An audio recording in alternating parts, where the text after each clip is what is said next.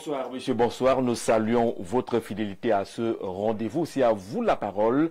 Édition de ce vendredi 25 avril 2025 qui reçoit Jean-Blaise Ogouette, président national du MPCC, le mouvement patriotique pour le changement au Cameroun, candidat à la prochaine élection présidentielle. Il se présente d'ailleurs comme le troisième président du Cameroun après les présidents Amadou Ahidjo et Paul Biya qui est encore en fonction. Que propose-t-il exactement aux Camerounais? Pourquoi s'engage-t-il à cette course au fauteuil présidentiel? Il a la parole, mais surtout qu'il répondra à vos questions selon le code qui vous sera communiqué au bas du petit écran pendant tout ce programme, parce que c'est à vous qu'il s'adresse et naturellement vos questions seront prioritaires. Jean-Blaise Ogouette, bonsoir et bienvenue. Bonsoir Jean-Jacques Zé, bonsoir à tous les téléspectateurs d'Info TV. Bonsoir à toute la diaspora camerounaise. Bonsoir également à tous les panafricanistes qui nous regardent, qui suivent cette émission-là. Merci d'être votre invité de ce soir. Alors, vous avez salué la diaspora. On vous sent un peu très proche de cette diaspora. C'est stratégique ou c'est parce que vous avez longtemps été dans la diaspora? Bon, Jean-Jacques, mon ambition, c'est de construire le Cameroun. Et j'ai un rêve qui est assez grand pour ce Cameroun-là. Et sans la diaspora, on ne pourra pas vite avancer. Parce que comme vous le savez vous-même, la diaspora africaine en général est une... au sein de cette diaspora, il y a beaucoup d'intellectuels, il y a beaucoup d'ingénieurs, il y a beaucoup...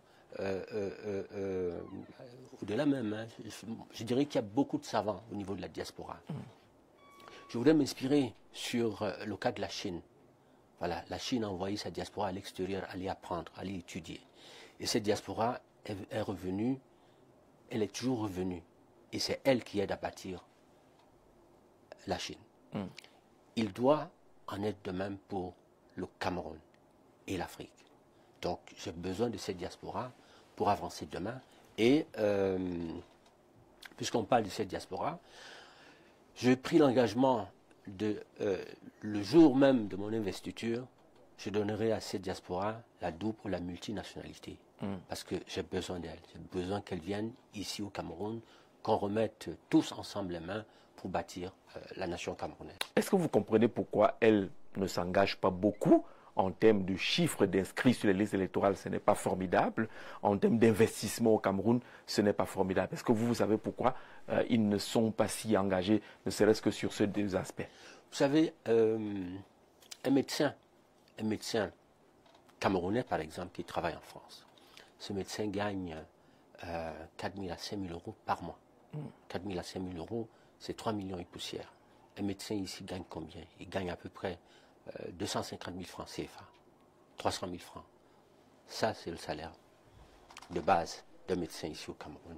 Alors, comment voulez-vous qu'un médecin qui trouve son compte de l'autre côté, qui n'arrive pas à envoyer ses enfants ici à l'école avec le maigre salaire qu'il a, qui n'arrive pas à payer son loyer à sa famille et gérer le quotidien. Gérer le quotidien. Pour le gérer, il faut effectivement, pour beaucoup d'ailleurs, ils sont obligés d'envoyer les patients au quartier. Donc cela relève ici du pouvoir d'achat du Camerounais et des salaires. Donc là aussi, ça fait partie de mes premiers engagements.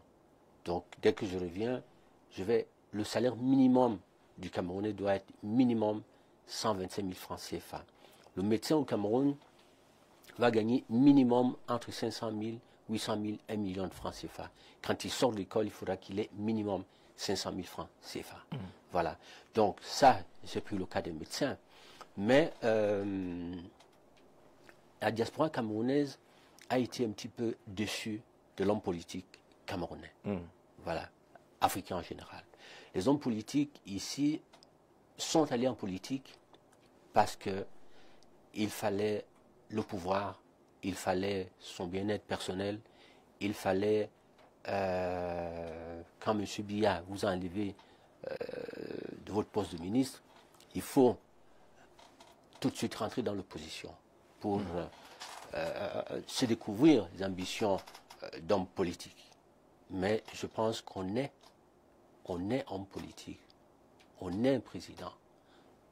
Alors, la déception viendrait donc de quoi? Vous dites que les Camerounais de la diaspora ont été déçus par des hommes politiques. Elle viendrait de quoi?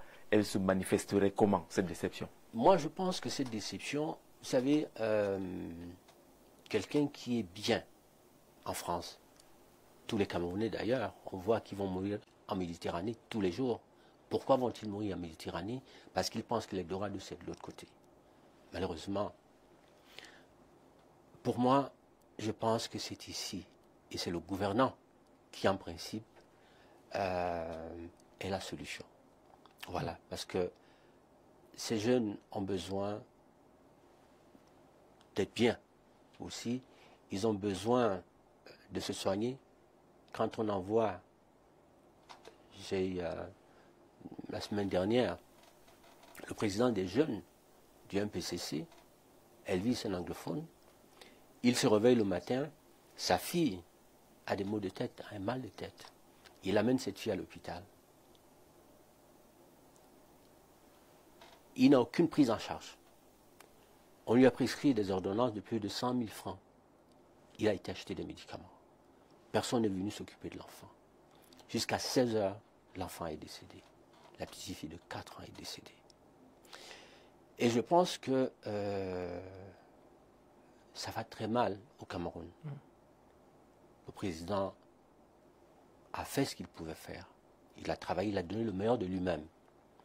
Nous voyons aussi que depuis 2018, le président, de plus en plus, il se fait aider par délégation de signature, par ses collaborateurs. Malheureusement, quand on donne le pouvoir à un président de la République, c'est pour qu'il puisse veiller sur la sécurité, sur le bien-être de chaque Camerounais, sur la paix, sur la croissance de la nation.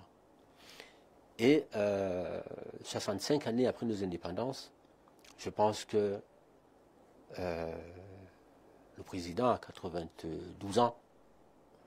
J'ai dit à notre papa qu'il a fait ce qu'il pouvait faire.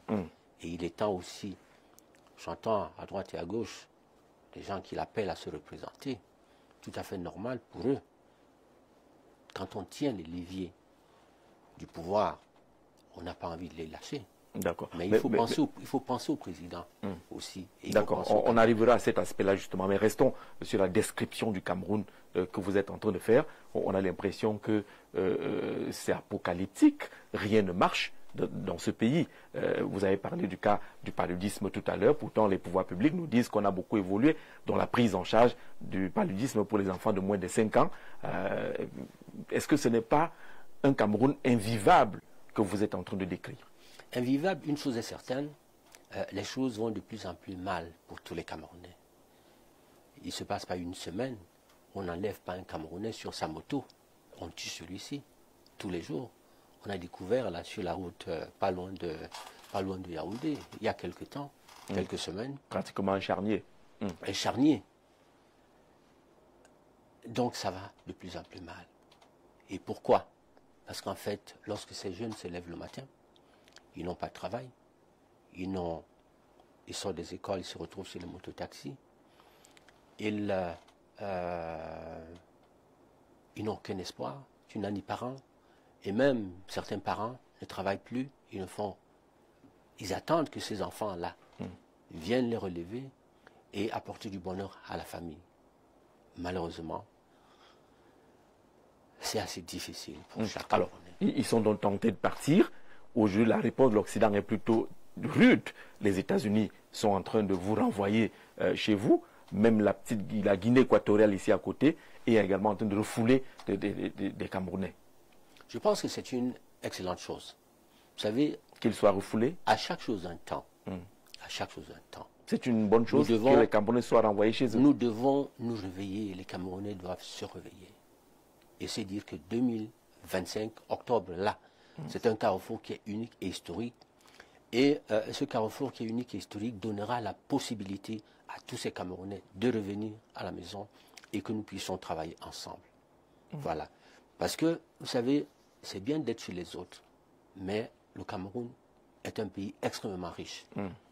Le programme que nous avons demain est un programme qui est très ambitieux parce que nous avons du diamant, nous avons l'or, nous avons l'uranium même. On ne parle jamais d'uranium au Cameroun. On a une longue de ressources naturelles qui est assez vaste.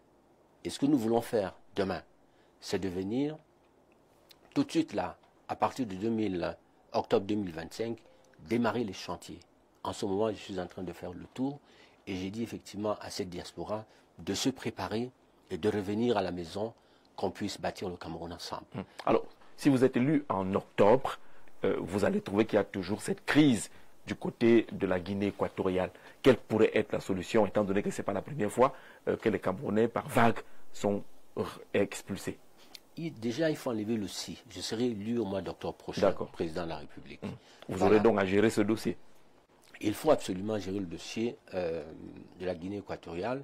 Au-delà du dossier de la Guinée équatoriale, nous aurons besoin, demain, de refaire une sous-région qui soit une sous-région forte. Et une fois que ce travail est fait, il faudra effectivement contribuer à relever les défis de l'Afrique. Voilà. Alors vous avez une sous-région qui n'avance pas, la libre circulation n'est pas une réalité, le commerce entre les États de la sous-région n'avance pas du tout. Le Cameroun est présenté comme locomotive de la sous-région. Il faudra actionner quel levier? Moi, je pense que le premier levier, c'est déjà un nouveau président qu'il faut. Parce qu'il faut une locomotive. Oui. Le président fut une locomotive hier. Aujourd'hui, le président est absent. À tous les sommets, il est complètement absent. Voilà. Donc, il envoie ceux-là qui, en fait, n'ont pas pouvoir à parler devant les pairs. Voilà. Donc, je pense qu'il faut un homme nouveau à la tête de l'État du Cameroun pour porter ce que le président a commencé à faire. Donc, je pense qu'il est temps qu'on comprenne cela. Alors, ce président de la République a été honoré aujourd'hui même avec le baptême du nouveau siège de l'Assemblée nationale qui porte désormais le nom de palais de verre Paul Biya. Quel regard jetez-vous sur ce choix des élus? Moi, je pense qu'en toute chose, le président a fait. On a installé Amadou Ahidjo, qui est là. Le président Amadou Ahidjo est passé. Et je suis d'ailleurs en train de mettre en place un grand projet. Un projet qui va transporter les Camerounais, décongestionner la ville de Yaoundé, les prendre à partir d'ici, l'ancienne gare routière là, qui est derrière la pause centrale. Et à partir de l'ancien stationnement Balmayo. L'ancien stationnement Balmayo. Oui. Voilà.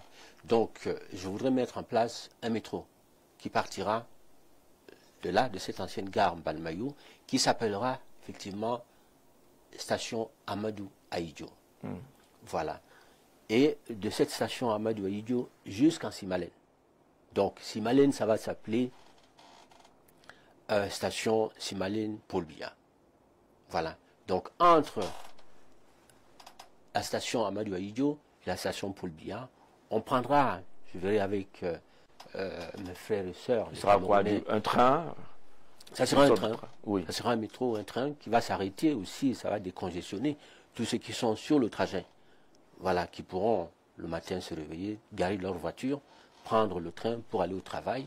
Et tous ceux-là qui vont voyager demain pourront effectivement monter dans ce train tout de suite, sans embouteillage, et ils vont arriver à la gare. Vous partez, vous arrivez à minuit, 2 heures du matin, à Ansimalène, vous allez tout de suite prendre votre métro et vous retrouver en ville. J'ai d'ailleurs été, pour ce projet qui est assez avancé, j'ai non seulement les partenaires qui vont le réaliser sont là, les financements aussi. Ce projet va être financé sur plusieurs tranches. Donc là aussi, on est en train de négocier ces financements aussi. Et donc, c'est tout à fait normal que le président Paul Biya, qui a été là pendant des décennies, qu'il sorte d'une manière assez honoreuse et que ce palais de verre qu'il a contribué à réaliser sous son règne, qu'on lui donne ce nom-là. Alors, ceux qui critiquent ce choix disent qu'on a l'impression que c'est Paul Biya ou c'est Amadou Ahidjo et qu'on a oublié tous les autres héros de ce pays qui n'ont pas d'édifices, qui n'ont pas d'immeubles, qui n'ont pas de rue à proprement parler, qui représentent Oumniobé, qui représentent Roland Moumié et autres. Bon, je ne m'attendais pas à cette question, mais tel que je vous l'ai expliqué, j'ai pensé effectivement, il y a eu deux présidents. Le président Amadou Ahidjo, le président Paul Biya, il y aura un troisième, le président Goethe Chamblaise. Voilà, je ne suis pas encore là, mais j'ai pensé déjà à cette station-là, qui va s'appeler station Amadou Ahidjo. J'ai pensé à la station de Simaline, qui va s'appeler station Paul Biya. J'ai pensé également, entre ces stations-là, Amadou Ahidjo et Paul Biya, il y aura effectivement les stations qui porteront les noms de ces héros. Voilà, donc j'ai pensé à eux, le problème va être résolu. Ce n'est pas petit? Petit, je ne crois pas. Pour la dimension ou la taille de ces héros, ces nationalistes? Nous allons commencer par là, et ensuite, chemin faisant, on demandera la contribution de tous les Camerounais à proposer des projets. Voilà, donc je pense qu'ils méritent, ces nationalistes-là aussi, qu'on puisse honorer leur mémoire. Voilà. On dit de vous que vous êtes un opposant très gentil.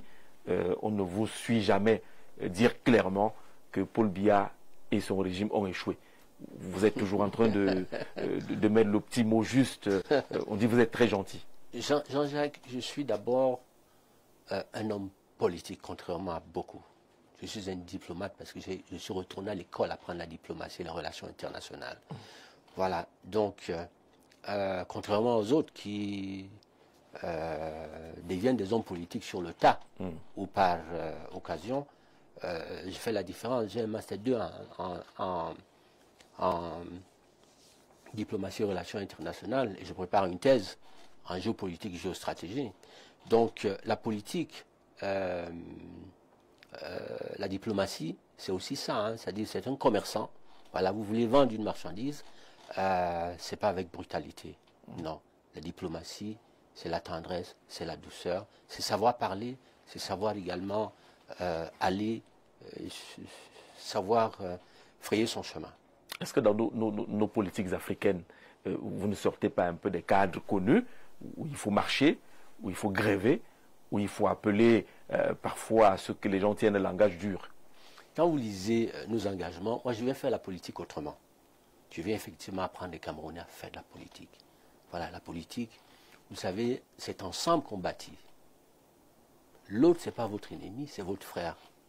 Et demain, nous allons travailler avec tout le monde. J'invite d'ailleurs, toutes les fois que j'ai cette occasion, j'invite le grand frère Kamto à venir ensemble, on peut construire demain. Voilà, il a commis une bêtise, une gaffe. Hier, cette gaffe le poursuit aujourd'hui, cette erreur-là.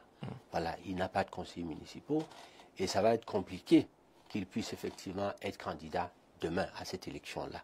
Voilà, donc pour ceux des Camerounais qui suivent le professeur Kamto, qui pensent que le professeur Kamto pourra demain, en 2018, être candidat, je voudrais qu'il commence à se préparer, qu'il commence effectivement à se dire qu'en fait, il pourrait ne pas être candidat. Parce que nous avons une nation qui a des lois.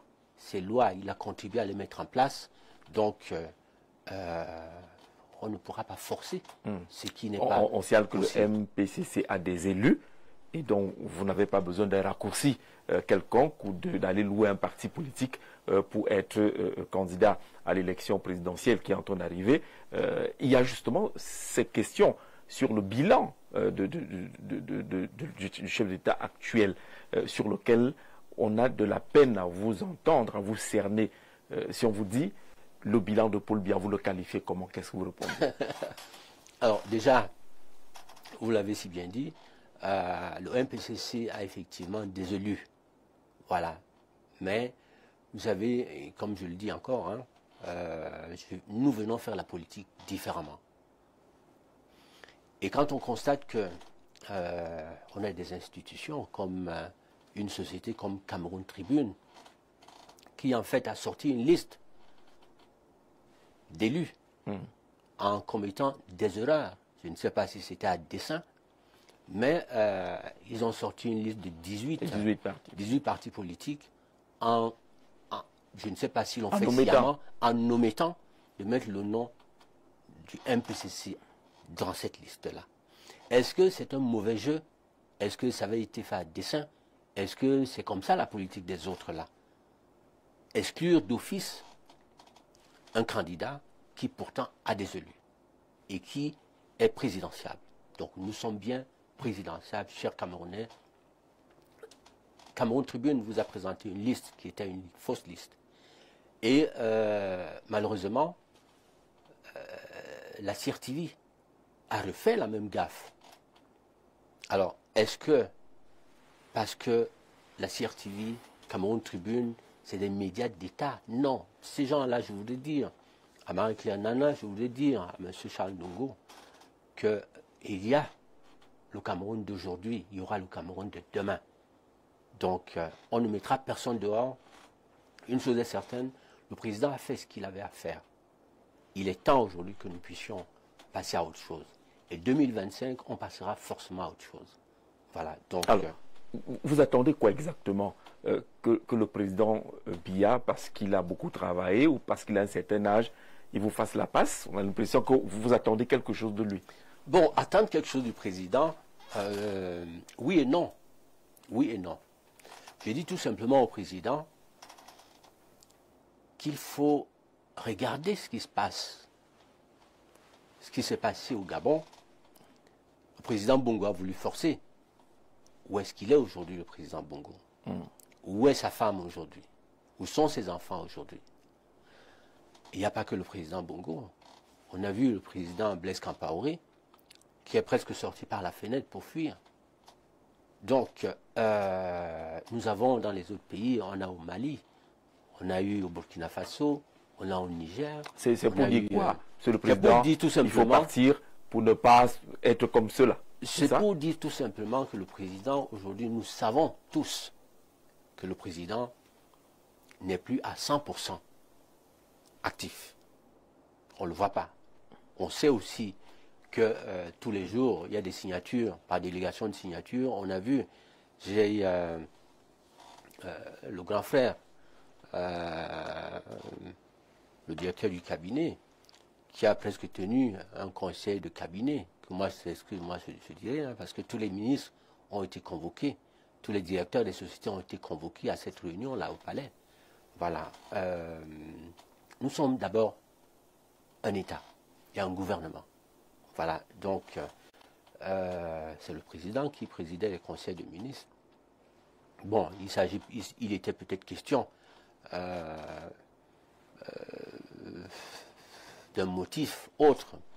Mais une chose est certaine, le président a fait ce qu'il avait à faire et il est temps aujourd'hui qu'il pense d'abord à sa propre sécurité, qu'il pense d'abord à sa propre paix, qu'il pense à ses enfants, qu'il pense... Ce n'est pas pour dire que sa sécurité serait menacée. Non, je veux tout simplement dire, simplement dire que le président a aimé ce Cameroun-là. Et je pense qu'il est temps aussi que le président se dise, de mon vivant, je voudrais voir les jeunes courir, je voudrais les voir émerger. Parce que ce qui va risquer de se passer demain, en octobre 2025, ces jeunes-là, qui n'ont ni eau ni électricité au nord, Cameroun, au nord, aussi bien à Garoua, au nord, extrême nord, et même aussi de l'autre côté, il y a des villes et villages qui n'ont jamais eu d'électricité, qui n'ont pas d'eau. On a des enfants qui apprennent sous des arbres. Et nous avons une nouvelle élite de jeunes nordistes. Et ces jeunes-là sont des diplômés qui ont minimum bac, la plupart de ces jeunes. Or, leurs parents, qui sont aujourd'hui des maires, pour certains, des députés, ne savent ni lire ni écrire. Ni lire ni écrire. À partir de 40 ans, on trouve minimum, 40 ans, minimum 50% de ces frères et sœurs-là qui ne savent ni lire ni écrire. Or, ces jeunes qui sortent des écoles aujourd'hui découvrent quand même qu'ils ont été, à la limite, il y a de l'injustice. Parce qu'on ne peut pas, un peuple, quand on a un peuple et quand on l'aime, un homme politique, quand il dit je suis président de la République. L'homme politique s'oublie. Il s'oublie. Tout Camerounais doit aller à l'école. Tout Camerounais doit avoir du travail. Tout Camerounais doit pouvoir avoir un toit, nourrir ses enfants, avoir de l'eau, avoir l'électricité. Or, aujourd'hui, les Camerounais, beaucoup se lèvent, ils sont assis autour du lamido, du roi qui est encore là, ses frères et sœurs. Et aujourd'hui, là, on est en train de se lever. Et ces gens-là, parfois, qui ne savent ni lire ni écrire, ont pour seul roi la parole de ce chef-là, qui va leur dire, il faut choisir Paul Biya, il faut faire ci, il faut faire ça. Or, aujourd'hui, beaucoup de ces jeunes-là, on a des militants là-bas au nord, et qui disent, cette fois-ci, ça va casser. Donc, moi, j'ai juste peur. Je dis tout simplement qu'on a une guerre anglophone dans la zone anglophone. Cette guerre dans la zone anglophone, vous savez, une guerre, on sait.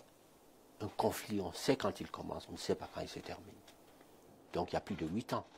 Nos frères anglophones sont encore là. Vous n'êtes pas en train de dire que si le président Biya est là, si les candidats, on risque de se retrouver dans une situation de guerre, c'est ça? Oui, en fait, moi je pense très honnêtement, en tant que spécialiste, spécialiste en géopolitique, en géostratégie, de mes analyses, je pense que 2018, on n'a qu'un seul choix, la transition. À défaut de ce choix-là. Qu'est-ce que vous faites de tous ceux qui se mobilisent aujourd'hui? On en a encore vu à Yaoundé de nombreux mototaximens qui disent que Paul Biya est leur candidat. On voit beaucoup de mobilisation autour des installations des responsables du RDPC, des appels à la candidature. Vous négligez tout cela? Est-ce qu'on a demandé l'avis de Paul Biya? Est-ce qu'on a demandé son avis? Il n'a pas refusé non plus. Comment? Il n'a pas dit qu'il n'en voulait pas. Est-ce qu'on a demandé son avis? Moi, vous savez, j'ai vu la première dame l'autre jour inviter les dames du CIRAC. Elle leur a présenté sa ferme, une très grande ferme. Et je pense que la première dame se prépare aussi demain à être digne. Elle n'est pas nouvelle, cette ferme-là. Elle n'est pas nouvelle. Elle n'est pas nouvelle, mais vous savez, elle a quand même invité. Moi, c'était la première fois que je voyais la première dame invitée. Pour vous, il faut simplement le retrait du chef de l'État. Je pense que... Et non qu'il se présente et que vous le battiez, par exemple, aux élections. Moi, je veux dire ceci au président. Monsieur le Président, vous avez hérité d'un pouvoir qui vous a été donné par le président Amadou Ahidjo. Et je pense que pour la paix, pour une bonne transition, il faudrait aussi remettre cette clé à quelqu'un qui aime le Cameroun, à quelqu'un qui peut vous protéger, à quelqu'un qui peut protéger tous les Camerounais, à quelqu'un qui donnera une place à chaque Camerounais, quelqu'un qui ne fera pas de chasse aux sorcières, à quelqu'un surtout qui, vous, Monsieur le Président, Vomeka, personne ne viendra vous déranger en Vomeka. J'ai pris cet engagement, c'est mon premier engagement, la paix et la cohésion sociale.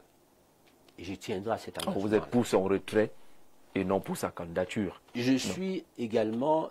bon, le président, c'est vrai aussi, par ailleurs, il faut le dire. Il faut dire que aujourd'hui, le président devra peut-être se retirer d'ici 1 mois, 2 mois, mais qu'il appelle M. Gouet, lui dise, comme Ahidjo l'a fait. Qu'il vous appelle. Vous voulez la passe alors? J'ai dit, c'est exactement ce qu'il faut faire. Une passe. C'est exactement... Vous n'allez pas aux élections pour gagner? J'irai aux élections. Fasse un cadeau? J'irai aux élections. Mais le président Biya sait aussi que la machine là qui est en train de se lever là, cette machine-là, le pouvoir, elle a tout. Et cette machine pense à tout, sauf au président, sauf à sa sécurité, sauf à sa quiétude, sauf à sa tranquillité. Pourquoi il vous appellerait, vous, pourquoi est-ce qu'il vous appellerait? Parce que non seulement, vous savez, moi j'ai été homme d'affaires ici, j'ai donné le meilleur de moi-même. Aujourd'hui, je suis rentré en politique parce que ce qui se passe aujourd'hui, là, moi je l'ai vu depuis 25 années. Et j'ai écrit d'ailleurs, Echo qui est en prison aujourd'hui, je lui ai écrit une note il y a 15 années. Et cette note, j'avais demandé qu'il la remette au président Biya. Dans cette note, je disais au président qu'il était temps qu'il commence à préparer une 3e voie. Parce que en 2025, par exemple, si on arrivait en 2025, que le peuple camerounais rejette le président, que le peuple camerounais rejette son fils, il faudra quelqu'un qui peut effectivement porter, quelqu'un qui a le même cœur que le président Biya, l'a eu pour ce peuple-là, qui ne viendra pas pour lui, mais quelqu'un qui va se dire, le peuple camerounais, il faut s'oublier soi-même et les intérêts du peuple camerounais. Il a été trahi, le président Biya, et on a vu d'ailleurs que dans plusieurs gouvernements dans les prisons. Plusieurs gouvernements dans les prisons. Et on a vu aussi les rapports de la CONAC, la Cannes, la Covid. Les rapports sont sortis là. Et si effectivement,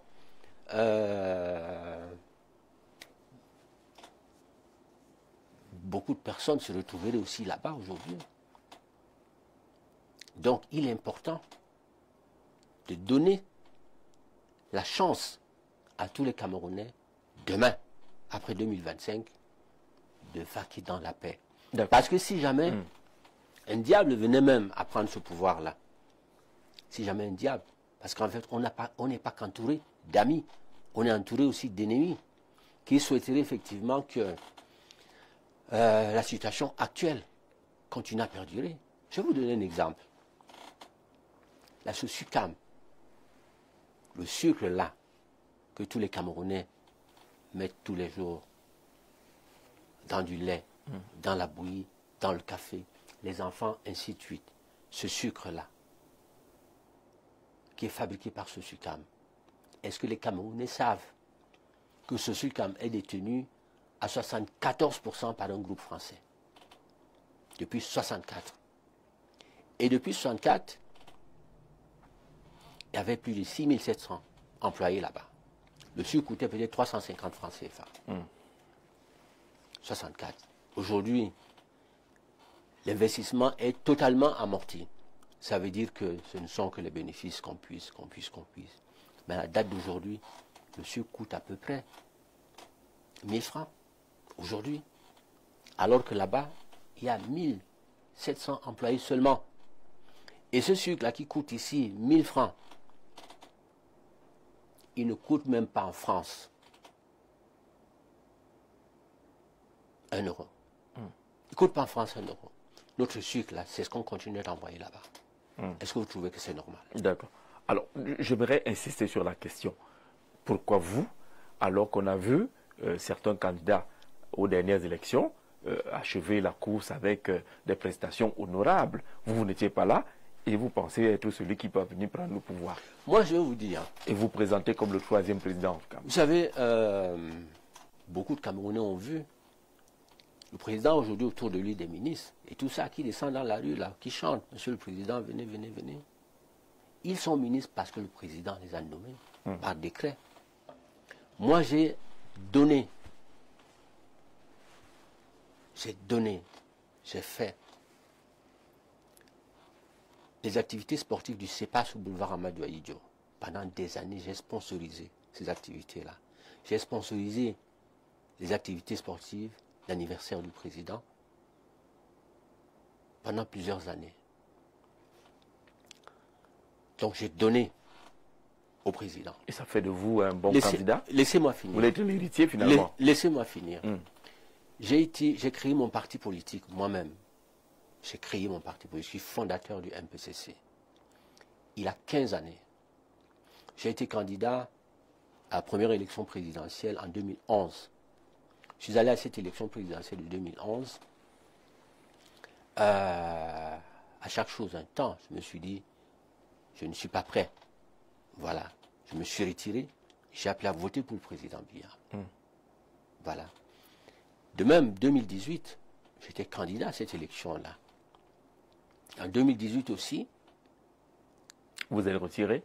Je me suis retiré. Et vous avez appelé à voter pour Et le directeur du cabinet, d'ailleurs, je vais le dire ici, le directeur du cabinet du président, à l'époque. Martin Bellinga-Iboutou. Non, Wandayolo, qui est là aujourd'hui. Ah, 2018. Voilà, c'est ça. Oui, 2018. J'avais demandé à rencontrer le président, 2018. Et le président m'a dit, il ne pouvait pas me recevoir, donc il m'a fait recevoir par le directeur du cabinet, qui m'a dit, le président demande que vous retirez pour le soutenir. Je dis, pas de souci, sans condition. Sans condition. Vous n'avez n'avez pas eu les propositions des 200 millions, 400 millions comme les autres. Sans condition. Vous êtes trop généreux, M. Bouet. Pas du tout. Vous êtes trop généreux. J'ai dit 2025 arrive. Oui. J'espère tout simplement qu'il me donnera l'ascenseur. Il me retournera cet ascenseur-là. Donc, vous n'êtes pas devenu ministre, vous n'avez pas eu d'argent, vous avez gentiment accepté, vous retirer de cette rien course. du tout. Vous êtes exceptionnel quand même. J'ai dit, quand on sait où on va, on menace sa monture. Je me suis dit certainement que le président, un jour, il aura besoin aussi de se reposer, d'être tranquille chez lui, d'être tranquille en Vomeka. Il faut quelqu'un pour le protéger. Voilà, et je suis celui-là qui pourra demain le protéger. Qu'est-ce que vous direz aux Camerounais? Que vous êtes le dauphin, vous êtes l'héritier du président Biya, là, parce que vous attendez, là maintenant, parce que ça semble se confirmer, que vous attendiez qu'ils vous disent que maintenant c'est à vous le tour.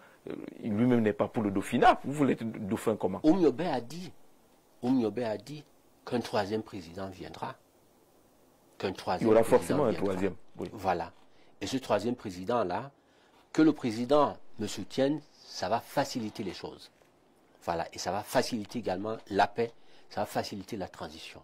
Aujourd'hui, le président, qu'il se lève, je suis aussi d'accord qu'il se lève là. Et si le peuple crie à l'injustice, qu'on est habitué à Maurice Kamto qui mouille le maillot, Cabral Libi qui mouille le maillot, vous arrivez par une porte qui n'est pas très connue et vous devenez le troisième président du Cameroun. Moi, je pense qu'en toute chose, on est président. On ne devient pas président. Vous savez, vous m'avez connu comme homme d'affaires. LG, Lokigouet pour les Camerounais, qui, à la limite, me découvrent. Beaucoup ont découvert ce que j'ai fait hier, ont connu ce que j'ai fait hier. Je suis celui-là qui a introduit LG au Cameroun. Golsar, c'est moi, LG. Et j'ai fabriqué moi-même mes propres produits, des téléviseurs, des climatiseurs, et le dernier produit en date, la lampe solaire Aïda. Voilà, donc moi j'ai fait. Et au-delà d'avoir posé des actes concrets, j'ai soutenu le président. J'ai posé ici des actes, j'ai fait. Les Camerounais ont vu. Beaucoup d'hommes politiques s'élèvent aujourd'hui. Et depuis 2010, je suis retourné à l'école sur les bancs, apprendre encore. Parce qu'il faut connaître les enjeux, il faut connaître la France, qui est là depuis avant les indépendances, après les indépendances. Connaître les enjeux, ce qu'ils ont ici. Moi, j'ai été apprendre, je suis chercheur. Et je connais demain. Et je peux demain gérer le Cameroun là. Donc j'ai dit tout simplement au président qu'il a fait. Et il est temps aujourd'hui qu'il soutienne aussi cette paix. Parce qu'en fait, le président, je comprends qu'on l'appelle à se présenter. Parce que autour du président, il a peut-être fait exprès, parce qu'il, Oumyobé l'avait dit, quelqu'un viendra de nulle part. Et ce quelqu'un qui viendra de nulle part, c'est forcément moi aujourd'hui. Voilà, je viens là, non seulement... Ça va ressembler à un hold-up quand même, hein. Il n'y a pas question de hold-up, parce que déjà les autres, là, on ne voit pas beaucoup sur le terrain. Ben, moi, à la différence, Jean-Jacques, certainement que vous aurez l'occasion de montrer. Vous savez, moi, je cherche des solutions. Je ne suis pas là sur le terrain. Je suis là sur le terrain aussi. On est là aujourd'hui représenté. On fait un travail de terrain, un travail sous-marin. On est dans plus de 150 arrondissements, 170 arrondissements, là, aujourd'hui, à la date d'aujourd'hui. Voilà. Et à côté de ça, les autres sont là, c'est bien. Mais moi, au lendemain de mon investiture, octobre là, les chantiers, on va créer minimum 500 000 à 600 000 emplois qui vont démarrer là. Parce que je suis en train de mettre en place des partenariats. Un, pour explorer notre sous-sol, pour les matières premières, nous allons les transformer sur place. Sur place. Donc, il y a des usines que nous allons créer aussi bien à l'est, à l'ouest, au nord, sur les pygmées, qui aujourd'hui n'ont ni carte d'identité, n'ont ni acte de naissance. Ils auront du travail aussi, parce que nous allons investir dans leur zone. Dans leur zone, il y a beaucoup de minéraux dans leur zone. Et ces gens-là aussi, quand on est un chef d'État, quand on est un président, on vient s'occuper de son peuple. Et son peuple, les pygmées, Les Bororo en font partie. Alors pourquoi vous ne partez pas vendre cette vision au peuple au lieu d'attendre la passe du chef de l'État? Tel que je vous l'ai dit, vous savez, je travaille sur Vous voulez plusieurs parler aux chantiers. élections? Je travaille sur plusieurs chantiers à la fois. Donc je vends ce projet au peuple déjà. La semaine prochaine, je suis au Nord. La semaine prochaine. Voilà. Et là, on est en train de préparer des élus. On est en train de préparer. Parce que l'élection présidentielle d'octobre prochain, il n'y a pas que l'élection. Après octobre prochain, il faudra que nous ayons une majorité à l'Assemblée pour gouverner. Il faut qu'on est dans les mairies. La plupart des mairies, il faudra qu'on puisse avoir des élus dans ces arrondissements aussi. Et c'est un travail que nous venons faire ici aujourd'hui. Je voudrais dire à tous les Camerounais qui nous regardent qu'en fait, les autres ont fait croire que dans la politique, il y avait un mystère. Les autres ont fait croire que la politique était pour les autres. Non, c'est chacun de vous. Vous êtes dans votre arrondissement, vous êtes dans votre quartier, vous pouvez être un leader. Mobilisez-vous, mettez-vous ensemble et venez nous voir. Nous allons vous donner une nomination pour représenter le parti et être demain le maire de votre arrondissement, les conseillers municipaux, les députés, sénateurs. Voilà, donc il est temps. Le président Biya, quand on voit la génération de 65 années qui est en train de sortir, cette génération-là, ils ont commencé la politique. Le président Biya, il avait à peine 28 ans avec les Bello Bouba, ainsi de suite. Vous voyez, cette génération, elle est tout naturellement en train de sortir. Tout naturellement. Voilà, donc il faut une nouvelle génération d'hommes politiques. Il faut la régénérer. D'accord. Voilà. Alors, nous sommes au 3e quart d'heure de notre programme. On va voir ce que les téléspectateurs ont comme préoccupation avant d'accueillir tout à l'heure Nadège Yugen qui viendra également relayer les préoccupations et les questions de ces internautes. Bonsoir Jean-Jacques Zé, très très belle émission. Je suis un peu étonné que M. Gouette Jean Blaise attende que le président Paul Biya lui donne les clés de la République du Cameroun pour qu'il puisse devenir le prochain président du Cameroun. Nous devions et nous allons partir aux élections. Personne ne va prendre le pouvoir dans ce pays par cadeau sans aller aux élections. Il faut aller aux élections pour battre les candidats, M. Gouette. Est-ce que vous ne sentez pas qu'ils sont en train de penser que vous avez déjà un couloir qui n'est pas connu, qu'il y a un gré à gré qui se prépare quelque part? Moi, je vais vous dire une chose. Gré à gré ou pas gré à gré, ce qui est certain, je voudrais dire aux candidats, aux militants du professeur Kamto, je voudrais dire aux militants de Cabral Libi qu'ils se préparent certainement à voir leur leader ne pas aller à ces élections-là. Parce que nous sommes une nation qui a des lois, il faut les respecter, ces lois-là. Donc le professeur Kamto n'a pas d'élu, donc ça va être très difficile que demain, qu'il soit candidat à cette élection présidentielle. C'est vrai qu'il s'adosse sur Nietzsche, mais Nietzsche est un député du SDF. Donc, le mécanisme pensé par Nietzsche... Ça ne peut pas marcher. Ça ne peut pas marcher. Non, ça ne peut pas. C'est un député du SDF. Donc, Nietzsche pourra partir, mais le SDF a son député. Voilà, donc c'est l'élu du SDF. Ce n'est pas l'élu... Qu'est-ce que vous voulez dire? Vous ciblez Maurice Kamto? Vous voulez qu'il vous retrouve? Moi, je voudrais tout simplement dire au professeur Maurice Kamto, surtout à ces jeunes-là qui croient en lui, qui demain peuvent se lever et croire que, bon, leur candidat a été éliminé. Je dis non, il ne sera pas éliminé, c'est la loi qui va l'éliminer demain. On voit pour le jeune Cabral aussi, le jeune Cabral, le PCRN, moi j'ai créé mon parti politique il y a 15 années. Parce que je sais que je suis le prochain président. Depuis 25 années, je sais que je suis le prochain président.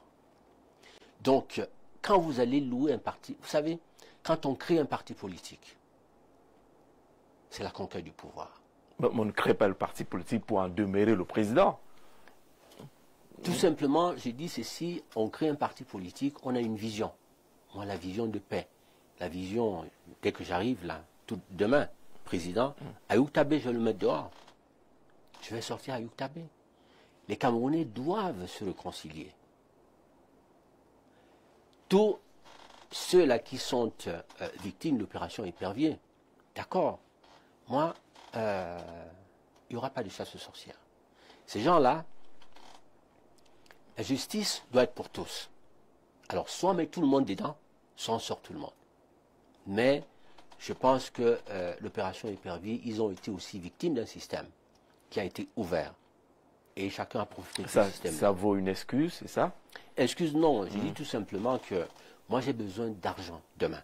Je suis un homme d'affaires d'abord. Je viens construire le Cameroun. Je vais lancer les grands chantiers. Le premier, là, c'est celui, le train qui partira d'ici. Tout de suite, là, dès octobre 2024, octobre 2025, on démarre avec... Il faut décongestionner. Vous l'envoyez en Simalène, votre train. On va considérer que c'est un tout petit train. Non, ne vous inquiétez pas. On aurait souhaité voir le train à Yaoundé, Douala, là où il y a beaucoup de problèmes. C'est ce que nous allons faire. On va lancer ça, le tout premier projet qu'on va entamer tout de suite. Le petit tronçon, là, on va le réaliser déjà, ici. Douala, ça va être la même chose. Et ensuite, on a ce grand projet-là, d'un train à grande vitesse, entre Douala et Yaoundé. Et celui-ci va continuer. C'est-à-dire que durant mes 2 mandats, nous allons effectivement réaliser ce projet-là, qui partira de Douala jusqu'au Tchad, jusqu'à Maroua. D'accord. Voilà. On est d'accord là-dessus, mais sur la question de l'opposition, Maurice Kamto, on connaît ce que la loi dit. Cabral Libi, vous soupçonnez également qu'avec les difficultés au PCN, qu'il ne soit pas candidat, vous dites que cela, vous les appelez à s'associer à vous pour aller demander le cadeau au président Biya ou aller aux élections? Moi, je dis ceci, j'irai aux élections, parce que j'ai 3 élus. Voilà, donc je suis candidat à ces élections présidentielles. Voilà, et je dis tout simplement que on a vu les présidents en Europe, on a vu Joe Biden tout récemment. Joe Biden, bon, il est parti, il a laissé la place à Kamala. Au Cameroun, on ne devrait plus parler du parti politique.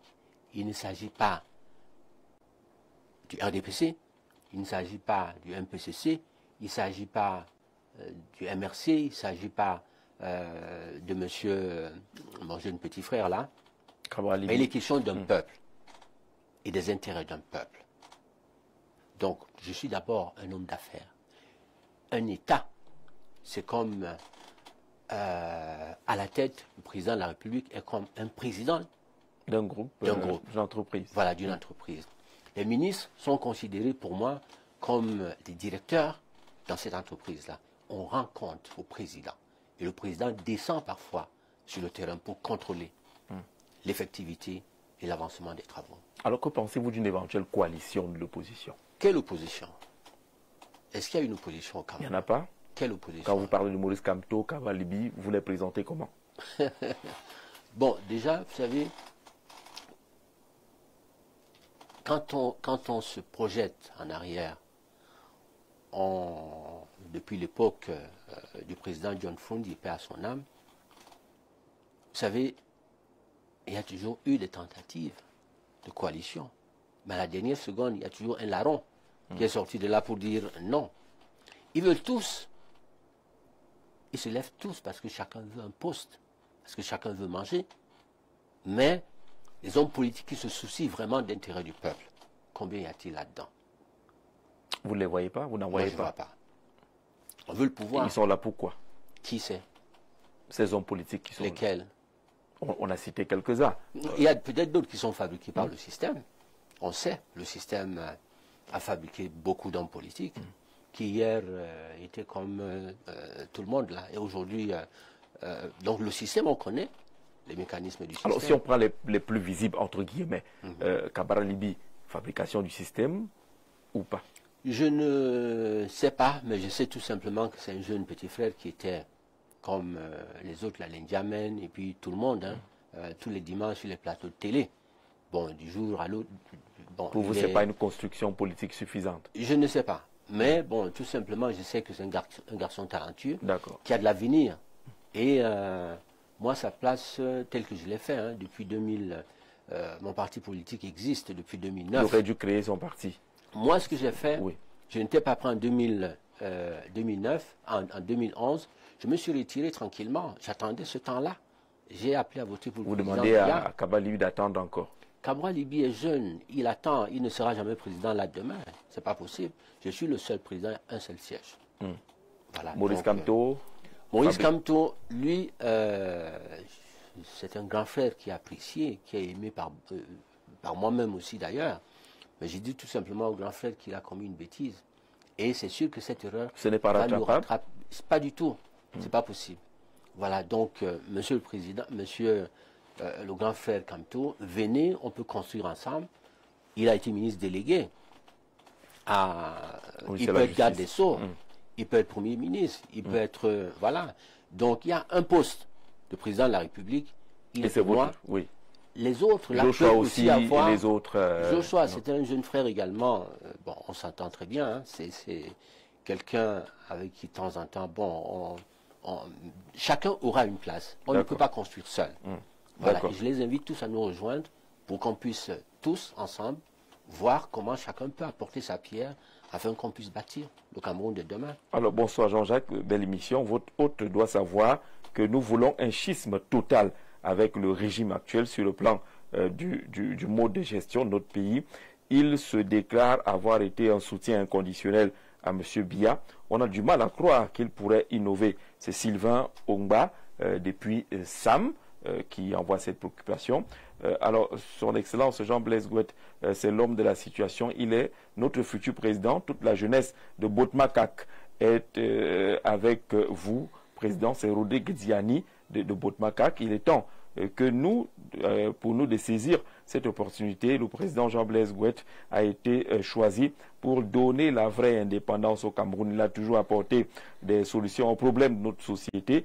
Son pragmatisme n'est plus à démontrer. Aujourd'hui, nous avons besoin de ce profil pour donner une nouvelle orientation au Cameroun. Le président de la jeunesse camerounaise vous soutient et vous dit merci pour votre engagement. Tout le peuple est avec vous. Vive le MPCC, vive le président Jean-Blaise Gouette. Vous avez des soutiens de Botmakak. Est-ce que le monsieur Gouette peut, là, à la télévision, en direct, déclarer c'est bien? Je constate que monsieur Gouette a pour fonds de commerce, Kamto ne sera jamais président. C'est Renga et s'attaque à Cabral en disant qu'il a loué un parti politique. Monsieur Gouette n'a pas de consistance. Pour me résumer, il fait de l'enfumage, de la prestigitation politique. Il est évident que M. Gouette est une excroissance du RDPC pour distraire et éparpiller les votes. Il est un homme d'affaires. Il emploie combien de Camerounais aimés Zouami depuis Hawaï Escalier. Vous aurez le temps de répondre à une ou deux de ces questions des téléspectateurs. Monsieur le candidat Jean-Blaise Gouette semble très pertinent dans ses idées. Seulement, ce serait très facile d'accéder à la magistrature suprême par la porte dont il fait allusion là. Qu'il se fasse connaître des Camerounais, qu'il parle comme l'a fait Cabral en 2018, certainement ce sera tard, mais il gagnerait des milliers de voix. Yazid depuis Yaoundé qui envoie également son message. Bonsoir mes très chers, juste pour demander à notre futur président quels sont ses projets pour les jeunes du pays. C'est Sandra depuis Garoua qui veut savoir ce que vous avez comme projet pour les jeunes. Bonsoir monsieur Jean-Jacques, excusez-moi d'intervenir, vraiment le Cameroun n'est pas devenu la cour du roi Péto, franchement. Donc, devant vous, critiquant, raconter comme quoi il est le prochain président. Arrêtons à un moment, le rêve est permis, mais bon, qu'il arrête. Il ne veut pas que vous parliez de votre ambition, qu'il pense être un rêve. Monsieur Jean-Blaise Gouette, que pensez-vous du mouvement franquiste où les jeunes du Cameroun veulent le voir être le troisième président du Cameroun après Paul Biya? Il paraît que du côté du mouvement franquiste, beaucoup veulent voir Franck Biya succéder à Paul Biya. S'il vous plaît, besoin du contact de votre invité, on verra tout à l'heure avec son accord. Jean-Jacques Zédit, à votre invité de ne pas rêver et qu'un parti politique n'appartient à personne. Alors, M. Gouette, est-ce que M. Gouette ne fait pas une fuite en avant en fuyant les élections au lieu de se mettre au travail pour préparer sa campagne? Il attend un cadeau imaginaire. Il est tout simplement un rêveur. Patrick Demana qui envoie sa contribution. Alors la SICAM est fermée. Oui, c'est une information. De plus, bonsoir monsieur, j'aimerais savoir comment monsieur Gouette va résoudre le problème de la flambée des prix, de l'inflation fulgurante au Cameroun, de la pauvreté et le chômage. il nous faut un économiste à la tête de ce pays. Les politiciens nous mentent trop. Alors, question des jeunes, qu'est-ce que vous avez comme projet? Questions économiques face à l'inflation, quelles sont vos réponses et vos solutions? Bon, les jeunes, déjà, les jeunes, vous avez déjà parlé du SMIC qui serait à plus de 100 000, c'est ça? voilà, le SMIC sera plus de 100 000 francs. Vous parlez du plein emploi? 125 000 francs. Vous parlez également du plein emploi? Il y a l'emploi, on va créer plus de 600 000 emplois la première année. Oui. Plus de 600 000 emplois. À côté de ça, pour les étudiants, les jeunes étudiants et tout ça, là, j'ai signé tout récemment un partenariat avec une université. Et ça va se poursuivre, donc avec les universités d'État et autres, dès 2025. Qu'est-ce que c'est? Vous savez, voilà, allez-y. aujourd'hui, on a des génies qui sont nés au sein des familles, malheureusement, qui n'ont pas de moyens de pouvoir envoyer les enfants en Europe étudier. Voilà, donc ce que je suis en train de faire, j'ai commencé maintenant. Je n'ai pas attendu être président demain. J'ai signé un partenariat avec une université privée en France. Et dès le mois d'octobre, le mois de septembre prochain, les étudiants pourront s'inscrire à cette université en France. À partir d'ici, ils vont recevoir des cours en ligne. Et ils iront, soit ici au Cameroun, passer effectivement un diplôme français de cette université. Est-ce que ce ne serait pas un diplôme de plus? Ce n'est pas calqué sur le modèle français. Est-ce que ça s'adaptera aux besoins du jeune étudiant camerounais qui doit être prêt à l'emploi? Moi, je parle de ce Camerounais, effectivement. C'est là, c'est pas tout le monde. On dit souvent que les ministres, les membres du gouvernement envoient leurs enfants étudier de l'autre côté. Maintenant, au lieu que ce soit seulement les ministres et les enfants et ces personnes-là qui ont beaucoup d'argent, c'est tout le monde, au lieu que les gens qu'on envoie 1000 élèves qui sont là dans un amphithéâtre, on prendra un professeur ou deux professeurs qui viendront de l'autre côté donner effectivement des enseignements ici. Voilà. Et je pense que nous passerons ces contrats avec non seulement des centres de formation, des universités, parce que moi, dès 2025, tel que je le dis, j'aurai besoin des jeunes, j'aurai besoin de la main-d'œuvre qualifiée. Et cette main-d'œuvre qualifiée, il faudra tout de suite, immédiatement également, que parallèlement, on forme des jeunes qui vont avoir du travail. Comment on va faire pour avoir cette main-d'œuvre qualifiée? Est-ce qu'il y a une réforme universitaire qui va s'imposer sous votre règne? Vous savez, il y a ce premier projet dont je vous ai parlé, par exemple, le chemin des rails. Là. Ici, nous allons former, on va créer des usines, là sur place, qui vont faire des traverses. Et j'ai un projet. J'avais été visiter un grand centre hospitalier en France. Ce centre hospitalier que j'ai été visiter en France, on voudrait calquer la même chose ici, au niveau de Yaoundé, la ville de Yaoundé. Donc on va mettre en place un hôpital sous-régional. Au lieu que nos malades, la fonction publique, qu'on envoie nos cadres, qu'on envoie... En évacuation sanitaire. Non, ça va, on va arrêter tout cela. On va se soigner ici au Cameroun. Donc, on va mettre en place un grand hôpital sous-régional, mais sur les axes Yaoundé-Douala, Douala-Bafoussam, Yaoundé-Grand Nord, nous allons également mettre sur ces axes-là des hôpitaux du jour tous les 50 km. Tous les 50 km, un hôpital. Tous les 50 km, un hôpital. Donc, on va amener ici des soins proches du peuple camerounais, des populations. Et là aussi, contrairement à ce qui se fait aujourd'hui, quand vous amenez un enfant à l'hôpital, ou vous-même vous êtes malade, tant que vous n'avez pas payé, on ne vous prend pas en charge. Or, l'État devra prendre en charge. Voilà.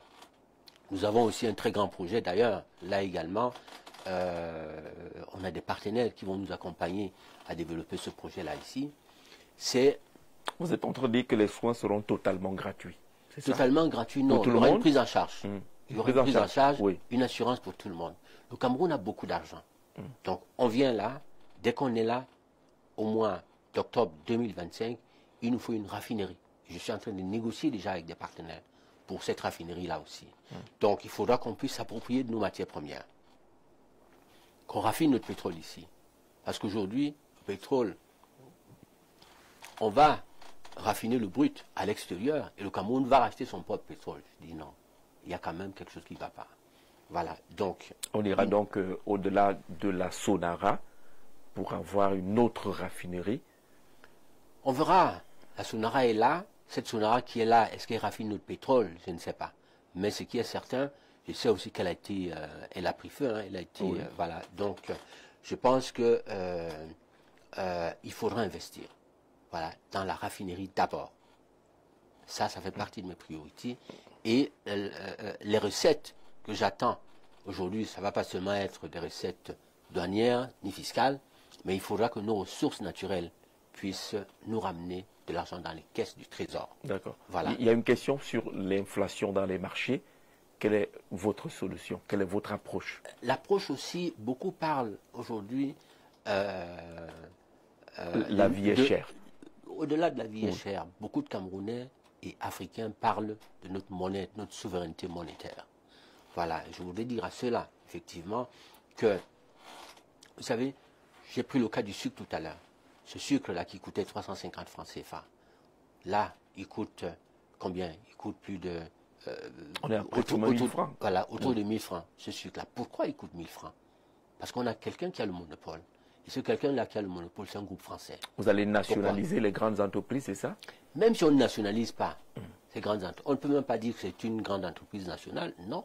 Parce que si la personne a déjà 74% de part dans ce sucre, le sucre que les Camerounais prennent là depuis 65 années, est-ce que c'est normal? Pas du tout. Mais la solution, c'est quoi?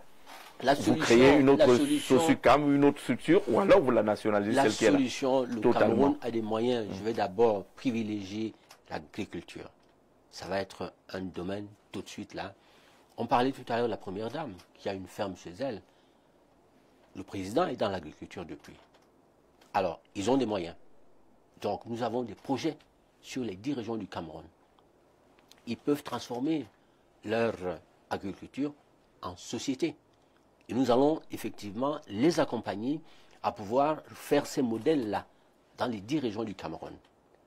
Transformer, créer, transformer sur place, donc industrialiser. Voilà, au lieu que ça se fasse comme ça se fait aujourd'hui, ils ont les moyens. Et ça, déjà, on peut installer ces modèles-là partout. Si on installe ces modèles partout, on produit sur place, on transforme sur place. Donc les coûts vont baisser. En parlant d'inflation, les coûts vont baisser. Le sucre, là, j'ai voulu prendre voilà, le sucre du Cameroun.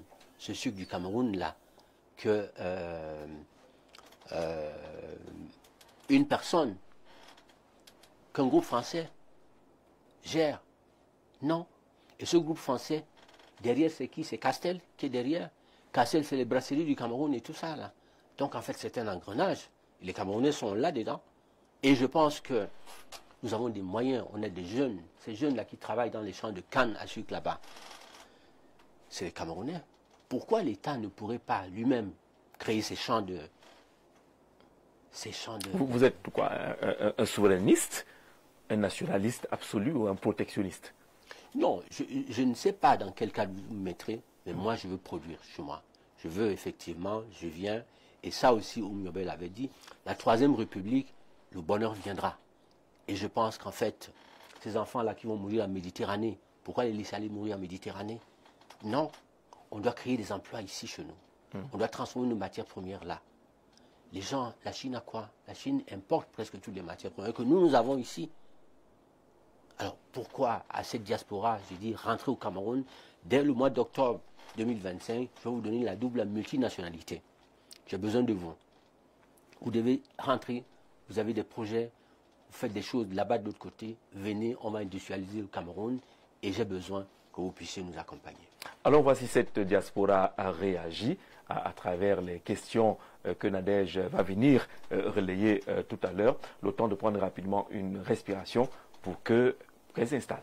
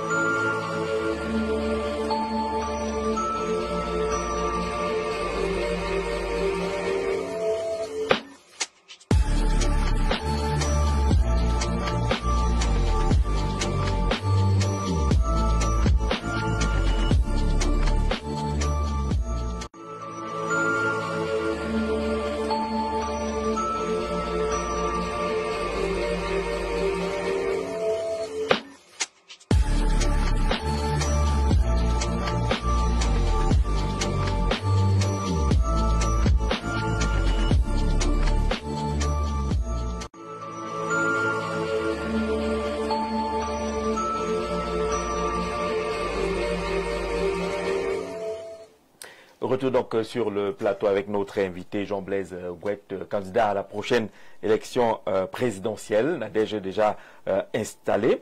Bonsoir Nadège et bienvenue. Bonsoir Jean-Jacques, merci pour l'accueil. Très belle couleur. Merci, c'est le week-end. J'essaie d'interpréter, mais je ne ferai pas de commentaires. Le président est avec nous. Certainement des questions, des préoccupations.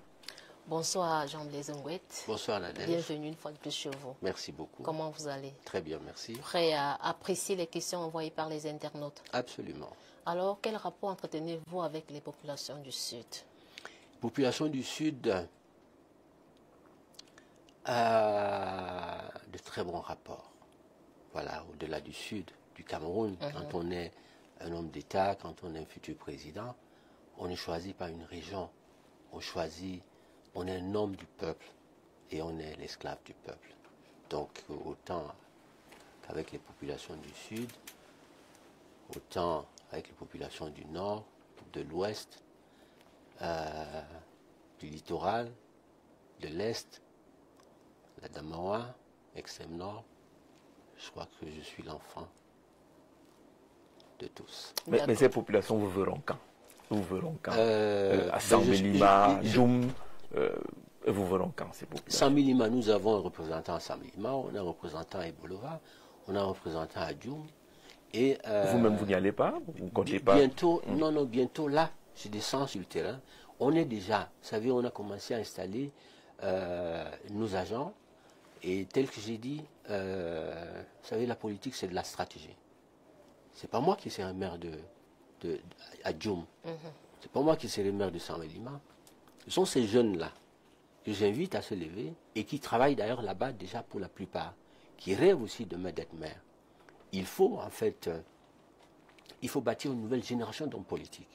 Celle-ci, elle est une génération sortante et il faut effectivement, demain, Jean-Jacques Zé, j'aimerais bien te retrouver, le patron, comme patron de la CRTV, pourquoi pas un ministre demain, Jean-Jacques Zé. Donc on a une nouvelle génération là qui se met en place et qui forcément, à partir de 2025, là, octobre 2025, se mettra, quels que soient les cas, en place. Après plusieurs années d'absence au Cameroun, pensez-vous connaître les problèmes du pays et les problèmes également des Camerounais? Vous savez, je vous ai dit que j'étais un chercheur.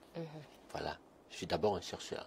Un chercheur, c'est quelqu'un, je vous ai parlé du sucre tout à l'heure, je vous ai parlé c'est quelqu'un qui est là, minute by minute, étudie les problèmes du Cameroun. Je vous ai parlé de la première dame, qui a effectivement dans sa ferme, je vous ai parlé de ces jeunes-là qu'on tue tous les jours. On n'a pas d'eau. À Yaoundé, dans un immeuble, vous montez un immeuble ici, vous n'avez pas d'eau. On n'a pas d'électricité. À peine, la dernière fois, j'étais ici sur ce plateau de télé. Non, ici, ça s'est très bien passé. Mais sur un autre plateau de télé, on a coupé la lumière. Voilà, donc, l'état de nos routes, à Yaoundé, à Douala, un peu partout, il faut voir. Les jeunes qui sont au nord, qui n'ont ni eau ni électricité, à peine, ils sont au courant de ce qui se passe, parce qu'aujourd'hui, le portable Internet est là. Mais ils vous demandent que vous êtes conscient de la situation. Vous venez avec quelle solution? Si on prend le cas de l'électricité, par exemple. Moi, je vous ai dit, c'est effectivement ce que je suis en train de faire. La prochaine fois que je serai ici, je vais vous amener des contrats partenaires. Donc, moi, je cherche là, aujourd'hui, les solutions d'électricité. Les priorités, 1, la paix. D'abord, la paix commence par donner un statut spécial au président de la République, toute sa famille. Sortir à Youtabé, de là où il est, on ne peut pas commencer à construire sans la paix. On ne peut pas industrialiser un Cameroun si on n'a pas d'électricité. Vous voyez, c'est-à-dire le métro, tout ça, là, quand je parle de ça, c'est des projets qu'il faut tout de suite, l'industrie transformer, les matières premières sur place, il faut l'électricité. Voilà, donc ça, aujourd'hui, je suis en train de faire le tour du monde à rencontrer des partenaires. Et également, l'eau, c'est une priorité absolue. Voilà, donc d'ici le mois de juin, j'aurai forcément également identifié les partenaires aussi bien qui viendront nous aider à améliorer l'électricité. Il faut tout de suite résoudre ce problème-là. Le train à grande vitesse qu'on voudrait mettre entre Douala et Yaoundé, il faut l'électricité. Là, on est en train de suivre le chemin de l'endettement, là. Pas du tout. Pas du tout. Moi, je pense que la dette que nous avons aujourd'hui, qui est de 13 000 milliards de francs CFA, là également, vous savez, et c'est là où je suis différent des autres hommes politiques, parce qu'ils sont là tous les dimanches, ils parlent. Moi, je suis à la recherche des solutions.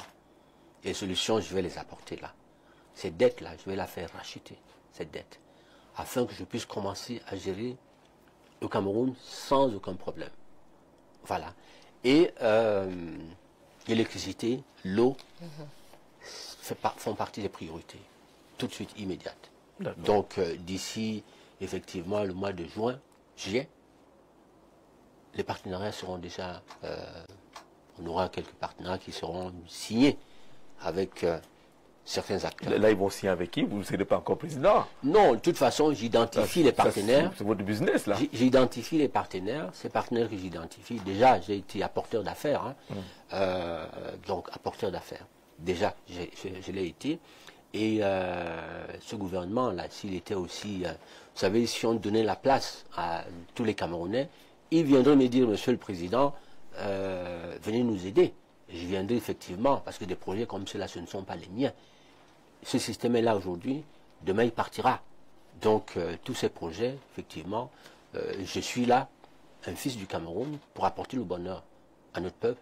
Et là où ils sont bloqués, il faut apporter des solutions. Aujourd'hui, je sais que le président ne peut plus. Voilà, il ne peut plus. Donc il faut l'aider. Et là aussi, j'ai dit au Cameroun, au président, Monsieur le Président, aidez-nous. Parce que ces gens-là vont vous dire, levez-vous, levez-vous, levez-vous. Il y aura encore le statu quo. Donc le Cameroun ne pourra pas être bâti tant que... Voilà. Monsieur Ngouet, candidat à la présidentielle de 2025, il se dit que votre parti, le MPCC, est un parti fantôme. Qu'en répondez-vous? Fantôme, ce qui est certain, nous sommes aujourd'hui représentés dans au moins, comme je le disais tout à l'heure, au moins 170 arrondissements. Voilà. Hier, les gens ont pensé que la politique, c'était le président. Non.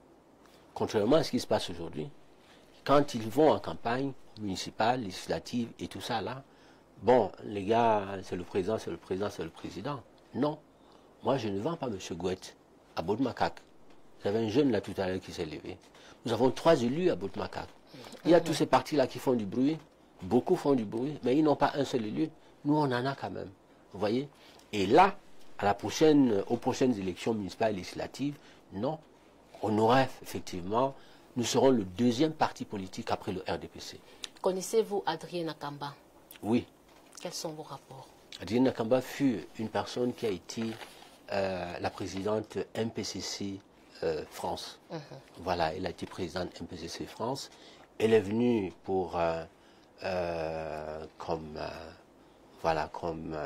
tous les militants, les autres membres qui sont venus. Malheureusement, elle est venue, elle avait certainement d'autres visées derrière la tête. On vient voir le président. Malheureusement, le président donne la place à tout le monde. Elle a pris également ses frères et sœurs, Samilima et Bolova.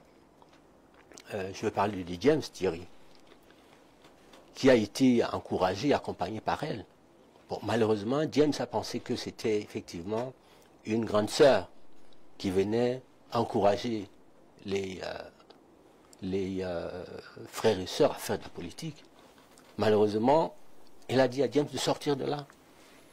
Voilà, au lieu d'accompagner ces jeunes-là dans la politique, parce que elle voulait plutôt tirer le président dans son lit. Malheureusement, nous sommes là. On ne voudrait pas sortir les femmes, les gens de leur foyer. Nous avons tenu plusieurs réunions avec Hilaire Métan, avec d'autres. Le bureau MPCC s'est réuni. Moi-même à la tête avec le président de la diaspora, plusieurs autres de nos collaborateurs. Et il a été dit effectivement à Mme Nakamba, par moi-même, qu'elle était mariée et qu'elle était venue dans le parti politique, pour la politique, mais pas pour le président. Et donc je ne pouvais jamais, j'ai dit à cette dame, un président de la République, c'est quelqu'un qui est là pour mobiliser, accompagner tout le monde et donner la place à chacun. Mais si vous voulez chercher un mari, je ne suis pas quelqu'un qui... D'accord. Êtes-vous un homme à femme? Homme à femme, je ne sais pas. Je le fus peut-être hier, mais aujourd'hui, je suis un homme, un père, un président, un papa qui doit plutôt rassembler tous les Camerounais et donner la place à chacun. Mais les femmes, c'était hier. Aujourd'hui, toutes ces femmes-là qui regardent le président en pensant qu'elles viennent dans le parti politique parce qu'elles cherchent un homme, non, je ne suis pas un homme libre. Qu'est-ce que vous avez comme vision pour la femme? Aujourd'hui, on parle de l'approche genre. D'autres proposent, comme au Rwanda, du 50-50 au gouvernement. Vous êtes président. Quelle est la place que vous accordez à la femme? Moi, la femme a une place très importante au MPCC. Donc, la femme, on lui donnera effectivement minimum 50 à 60%. Quel que soit le poste. C'est-à-dire que si on a 30 ministres, la femme, on aura 15 ministres femmes. Dans les sociétés d'État, je mettrai des femmes d'abord. Parce que la femme est la meilleure gardienne de la chose publique. Vous savez, les détournements que nous avons eus, dans ces détournements que nous avons eus, là, dans les prisons, nous avons beaucoup plus dans ces prisons-là, les hommes. Il n'y a presque pas de femmes à l'intérieur. Voilà. Et la femme, quand vous confiez une tâche à une femme qui est responsable, cette femme va assumer sa responsabilité. Mais lorsque vous confiez des tâches aux femmes, au lieu qu'elles travaillent, elles viennent plutôt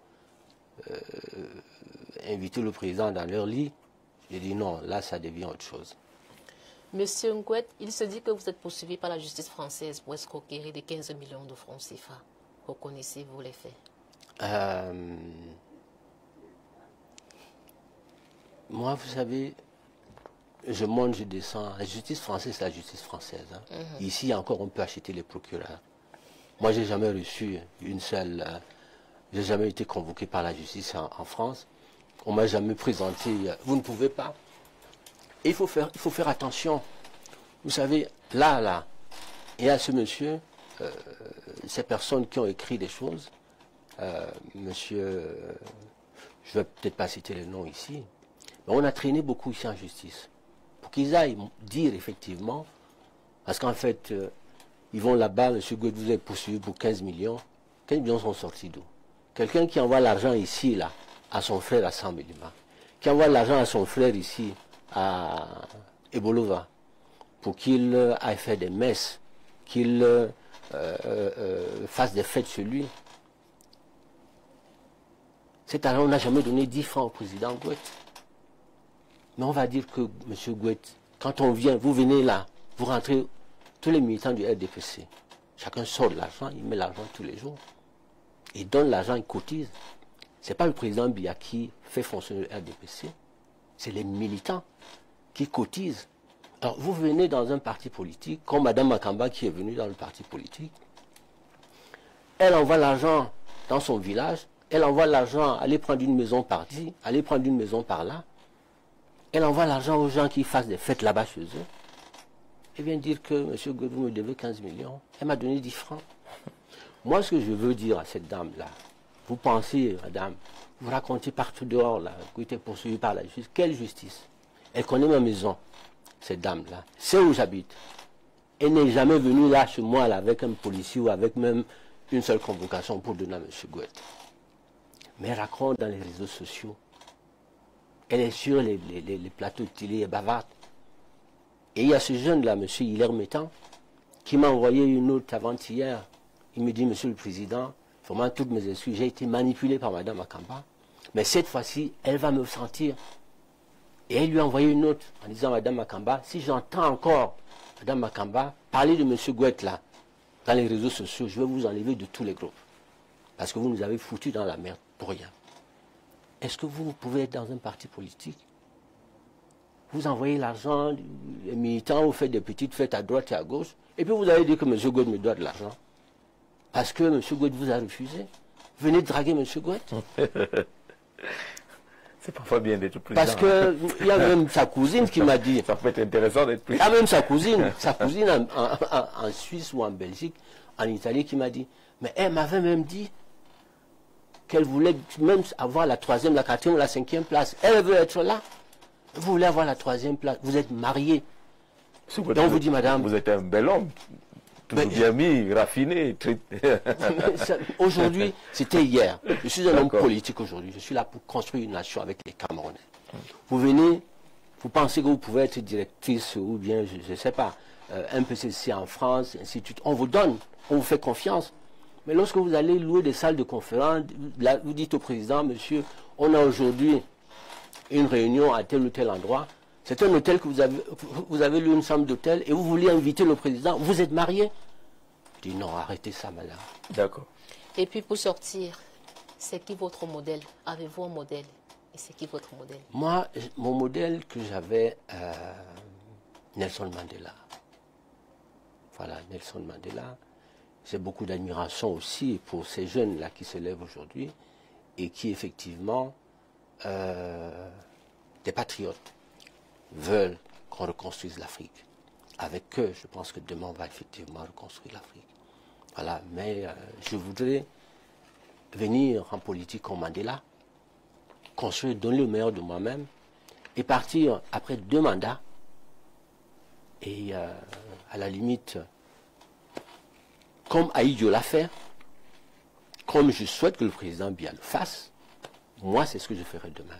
Vous ferez la passe. Je ferai la passe, je vais former des jeunes, comme ça a été fait dans d'autres États. Le président est là, il ne peut plus, bon, pour qu'il y ait la paix et une transition pacifique, qu'est-ce qu'ils ont fait? Ils prennent la retraite, je prendrai la retraite et je laisserai ces jeunes-là continuer. 2 mandats seulement. D'accord.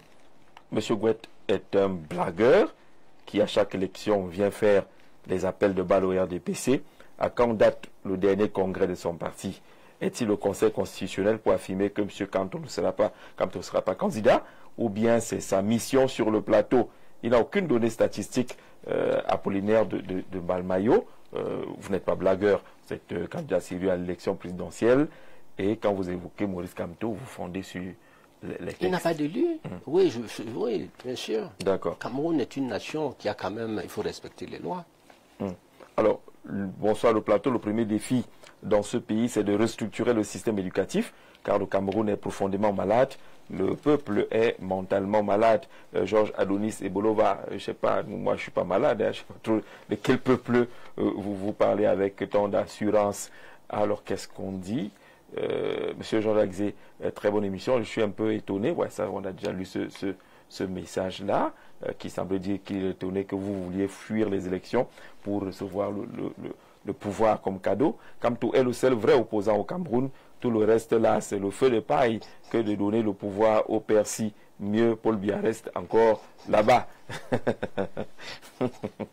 Alors, monsieur Jean-Jacques Zé, monsieur raconte, il ne peut pas vouloir d'y apporter des solutions en nous ramenant des nouveaux partenaires.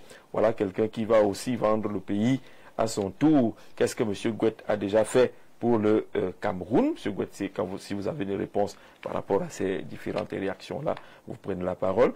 Bonsoir Jean-Jacques Zé, une très bonne émission. Je voudrais demander à cet autre futur président pourquoi c'est en ce moment-ci qu'il fait son apparition.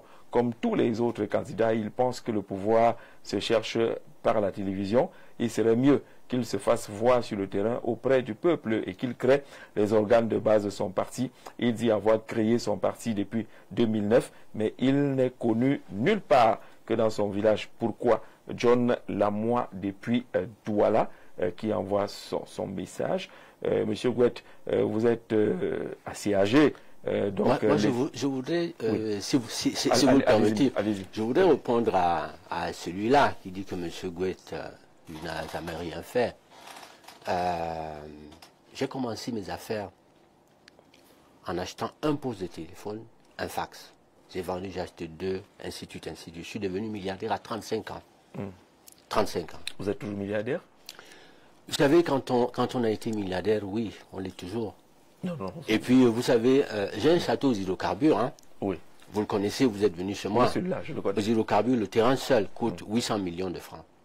800 millions de francs, le terrain donc seul. Donc, vous avez un milliard gardé là-bas. Cette concession-là. C'est le milliard gardé. Voilà. Donc, mais à côté de ça, vous savez, on ne sort pas toutes ces cartouches. Oui. Lorsqu'on va à une élection comme celle-ci, j'ai lancé l'autre jour, là, je vous ai dit, notre budget de campagne, c'est 8 milliards 700 millions, 13 millions d'euros. 8 milliards 700 millions de francs CFA. 8 milliards. Il faut trouver cet argent. Voilà. C'est un véritable casse-tête. 8 milliards, ça veut dire que, bon, quelque part quand même, vous savez, on viendra pas tout dire à la télé, mais on sait quand même que 2018, 2025, octobre, je suis le prochain président. Parce que je me prépare. Sans avoir ces 8 milliards, là, vous allez les trouver où, les 8 milliards? Quand je vous dis qu'il y a 8 milliards, ça veut dire que quelque part, il y a quand même quelque chose. Vous savez qu'il y a une loi qui encadre les financements des partis politiques. Oui, mais si j'ai mon propre argent, on ne va pas me dire, monsieur Goud ne finance pas avec ton argent. Vous en avez? Je suis le prochain président. D'accord. Monsieur Goud est beaucoup plus égoïste en pensant que les Joshua, les Akere, les Cabral sont petits, mais c'est les honnêtes et intelligents capables de comprendre la vie et des questions. C'est Nguédé Paul qui... Je ne dis pas qu'ils sont petits. Oui. Je dis tout simplement qu'il faut qu'on soit honnête. Le Cameroun est une nation qui a des lois. Voilà, nous avons une constitution. Quand on ne remplit pas ces conditions-là, il n'a pas d'élu. Sauf s'il va louer un parti. Même s'il loue un parti politique, vous savez, moi j'étais candidat en 2018 avec effectivement un parti, j'avais pas d'élu. Mais vous savez, il y a eu après le G, combien là, le G20, voilà. Il existe déjà, il n'est pas encore officiel, dont les 18 partis politiques qui ont été identifiés sont effectivement 18 partis politiques qui vont faire partie des G20. Ils n'ont pas pris M. Gouet là-dedans, parce qu'ils savent que Gouet ne peut pas. Il est candidat et je vais aller jusqu'au bout, je gagnerai cette élection. Alors vraiment, monsieur, je crois en vous. Vous êtes très posé, respectueux, et vous n'insultez personne et ne gesticulez pas du tout. Vous avez tout mon soutien et tout dit Philippe depuis Nkwaban qui vous soutient. Bonsoir Jean-Jacques, merci pour l'initiative de faire passer les candidats à la présidentielle, de nous présenter leur projet de société. Nous espérons voir les autres candidats bientôt. Ghislain Zé, Sam depuis Yaoundé, on a déjà reçu beaucoup de candidats. D'ailleurs le 2, je crois le 2 ou le 3, on nous recevra Joshua aussi, qui viendra également nous présenter sa vision pour le Cameroun. Bonsoir le plateau. En fait, j'aimerais savoir quels sont les projets de M. Ngouet sur les routes au Cameroun et quelle serait sa vision sur l'âge d'accès au concours de la fonction publique au Cameroun et quel est son avis sur l'équilibre régional au niveau des concours et principalement sur les concours des écoles prestigieuses. Notre pays, Armel Olinga de la cité SIC à Douala. Sur la question des routes. Les routes font partie de nos priorités. Voilà, donc j'ai des priorités tout de suite. L'eau, l'électricité, les routes. Et il y a... Vous allez tout embrasser à la fois? Sans électricité, on ne peut pas commencer à industrialiser. Donc, priorité électricité. Voilà, électricité. Mais là aussi, j'ai dit qu'on va... C'est pour ça que je vous ai dit tout à l'heure que dès octobre 2025, nous allons créer plus de 500 000 à 600 000 emplois. La première année. 600 000 à 500 000 emplois. Parce que nous allons ouvrir des chantiers sur tous ces fonds-là, presque au même moment. Et sur tous ces fonds au même moment, nous avons des partenaires qui ont été identifiés, que nous sommes en train d'identifier. Ces partenaires viendront, pour certains, avec des usines clés en main. Voilà, des projets clés en main. D'accord. Alors, bonsoir Jean-Exé, très belle émission. Je voudrais lui demander comment il va résoudre le problème du personnel des CTD, la collectivité territoriale décentralisée, qui font 6 à 7 mois sans salaire, d'autres qui vont en retraite sans pension, parce que les retenues CNPS ne sont pas reversées, les virements des centimes additionnels communaux, les CAC comme on les appelle, qui sont virés très tardivement, en amenant le personnel communal à la mendicité. Deuxièmement, pendant ta mandature, votre mandature, pourrais-tu faire en sorte que l'exécutif communal ait un certain niveau intellectuel où n'importe qui pourra toujours être maire? Herman, depuis la commune de Mombo, qui soulève les problèmes des communes aujourd'hui, l'argent n'arrive pas toujours, le personnel n'a aucune ceinture de sécurité, ils ne sont pas payés à temps, ils sont sous-payés, ils ne sont même pas couverts. Moi, je voudrais dire à ces jeunes, à tous les jeunes Camerounais, qui ont une ambition, qui rêvent aussi, que dès 2025, le Cameroun va complètement changer. La décentralisation sera effective. Ça veut dire que le maire, l'argent de la commune ne passera plus par le FECOM. Le maire va avoir son argent. Parce que si le maire est responsable de sa commune, et cette commune, pour qu'elle soit construite, bâtie, il faut qu'il ait son budget et qu'il soit responsable de son budget. Il détourne l'argent, il va terminer ses jours en prison. Voilà. Mais la décentralisation sera effective et totale. Voilà. Si le maire fait son budget, le budget qu'il va proposer, 100 bouteilles d'eau, 50 climatiseurs, les routes, l'éclairage, de l'eau, ainsi de suite. Il faut, en fin d'année, on aura des services qui vont contrôler. Il faudra que ce soit effectif. L'argent qui lui a été donné, si ce maire-là bâtit sa ville avec cet argent-là, s'il réalise effectivement ce qu'il aura réalisé avec cet argent, à Balmayo, à San Milima, à Ebolova, ainsi de suite, ainsi de suite, vous allez voir qu'en une année, le Cameroun va se développer en une année. D'accord. Alors, bonsoir à vous. Je tombe par hasard sur l'émission. À vous la parole. Une question me vient à l'esprit après avoir suivi juste quelques minutes seulement. Monsieur Gouet tombe-t-il brutalement du ciel pour venir se présenter comme candidat? Où sont passées les lampes Lucky Gouet? Par exemple, donc sur le champ, il veut piquer à Cabral son électorat, de grâce qu'il prenne encore le temps de labourer, de prendre des coups comme les autres qu'il n'arrête de citer avant de revenir sur lors des prochaines élections. Par ailleurs, il est bon parleur. Madame tombe depuis Nkolmesen, qui constate que vous tombez du ciel pour venir prendre la place des autres. Et demande par ailleurs où sont passées les lampes LG, Lucky Gouet. Madame Tombe, je voudrais vous dire, chère madame, que j'ai créé mon parti politique le 2 octobre 2009. Cabral ne pensait même pas faire la politique. Ni Kamto n'était pas dans la politique. Moi, je suis président de mouvement politique que j'ai créé. Quand on crée un parti politique, c'est la conquête du pouvoir. Mais chacun a sa stratégie. Chacun également, je ne gesticule pas. Le jeune Cabral, il vous le dira. Quand on lui a demandé de se lever pour l'élection 2017, je l'ai appelé, il est venu chez moi. J'ai dit à mon jeune frère, j'ai créé ce parti politique, tu as tout le temps de devenir demain ce que tu voudras. Bon, malheureusement aujourd'hui, je constate effectivement que la plupart des militants de Cabral viennent nous rejoindre tous les jours et nous disent, bon, de toute façon, on est dessus un peu du jeune petit frère. Bon, je ne pique pas d'électorat à Cabral, parce que moi, je suis homme politique. Lui, il n'a déjà pas de parti politique. Parce que l'élection présidentielle... PCRN. Bon, PCRN, à Tangandji, le ministre à Tangandji a dit là qu'une nounou vous confie son bébé et vous venez mais dire la justice, que c'est votre... La justice donne raison à Cabral Libi. Quelle justice? Quelle justice? L'affaire a été tranchée. Apparemment, bon, tant que c'est pas... apparemment, M. Conan a quand même... il a fait appel. Donc, vous venez chez moi, dans mon parti politique, je vous donne mon parti, et vous venez dire que c'est pour le vous. Propriétaire. Non. Vous êtes l'ami d'Atangandji. L'ami d'Atangandji, c'est qui est certain.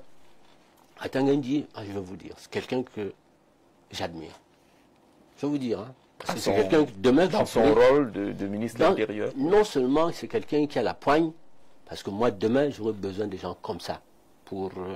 Je ne viens pas chasser tout le monde. On parle de serpents, d'abeilles. On a besoin, moulinex. vous savez, les Camerounais ont besoin d'un président qui a un peu de dictature et tout ça là.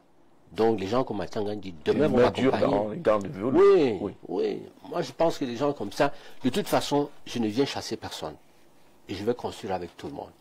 Tous ceux qui sont là aujourd'hui, mes frères, amis, les ministres qui sont là, ceux qui sont bien, en fait, on ne peut pas venir aujourd'hui prendre ce pouvoir-là et penser que, avec une baguette magique, sans ces personnes qui sont là, on va tout de suite avancer. Non.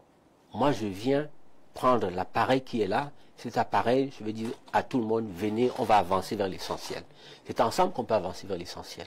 On ne peut pas venir, les personnes qui maîtrisent les dossiers, la Banque mondiale, ainsi de suite, qui sont là depuis, qui à la limite sont peut-être au bout du rouleau pour trouver des solutions, que je viens de leur dire, bon, j'aurais besoin de tout le monde. D'accord. Alors, M. Atangandi peut dormir tranquille. Si vous êtes président, il ne va pas chômer. C'est vrai. Il ne va pas chômer. C'est vrai. D'accord. Bonsoir. Dites à Monsieur le Président qu'il compte faire comment avec la corruption qui menace les Camerounais. C'est d'abord mon premier challenge, la corruption, la lutte contre la corruption. C'est mon premier challenge. On va relever les salaires. Le salaire minimum du Camerounais, minimum 125 000 francs CFA.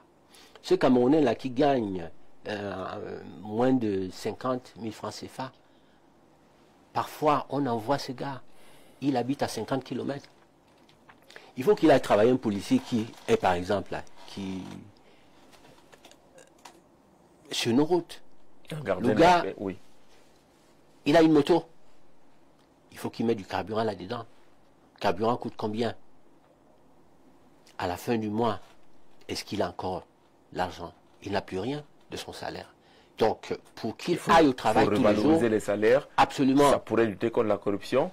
Tout de suite. Mais il y a des gens au gradé qui ont de magnifiques salaires, mais qui sont toujours en train de procéder à des actes répréhensibles. C'est le système.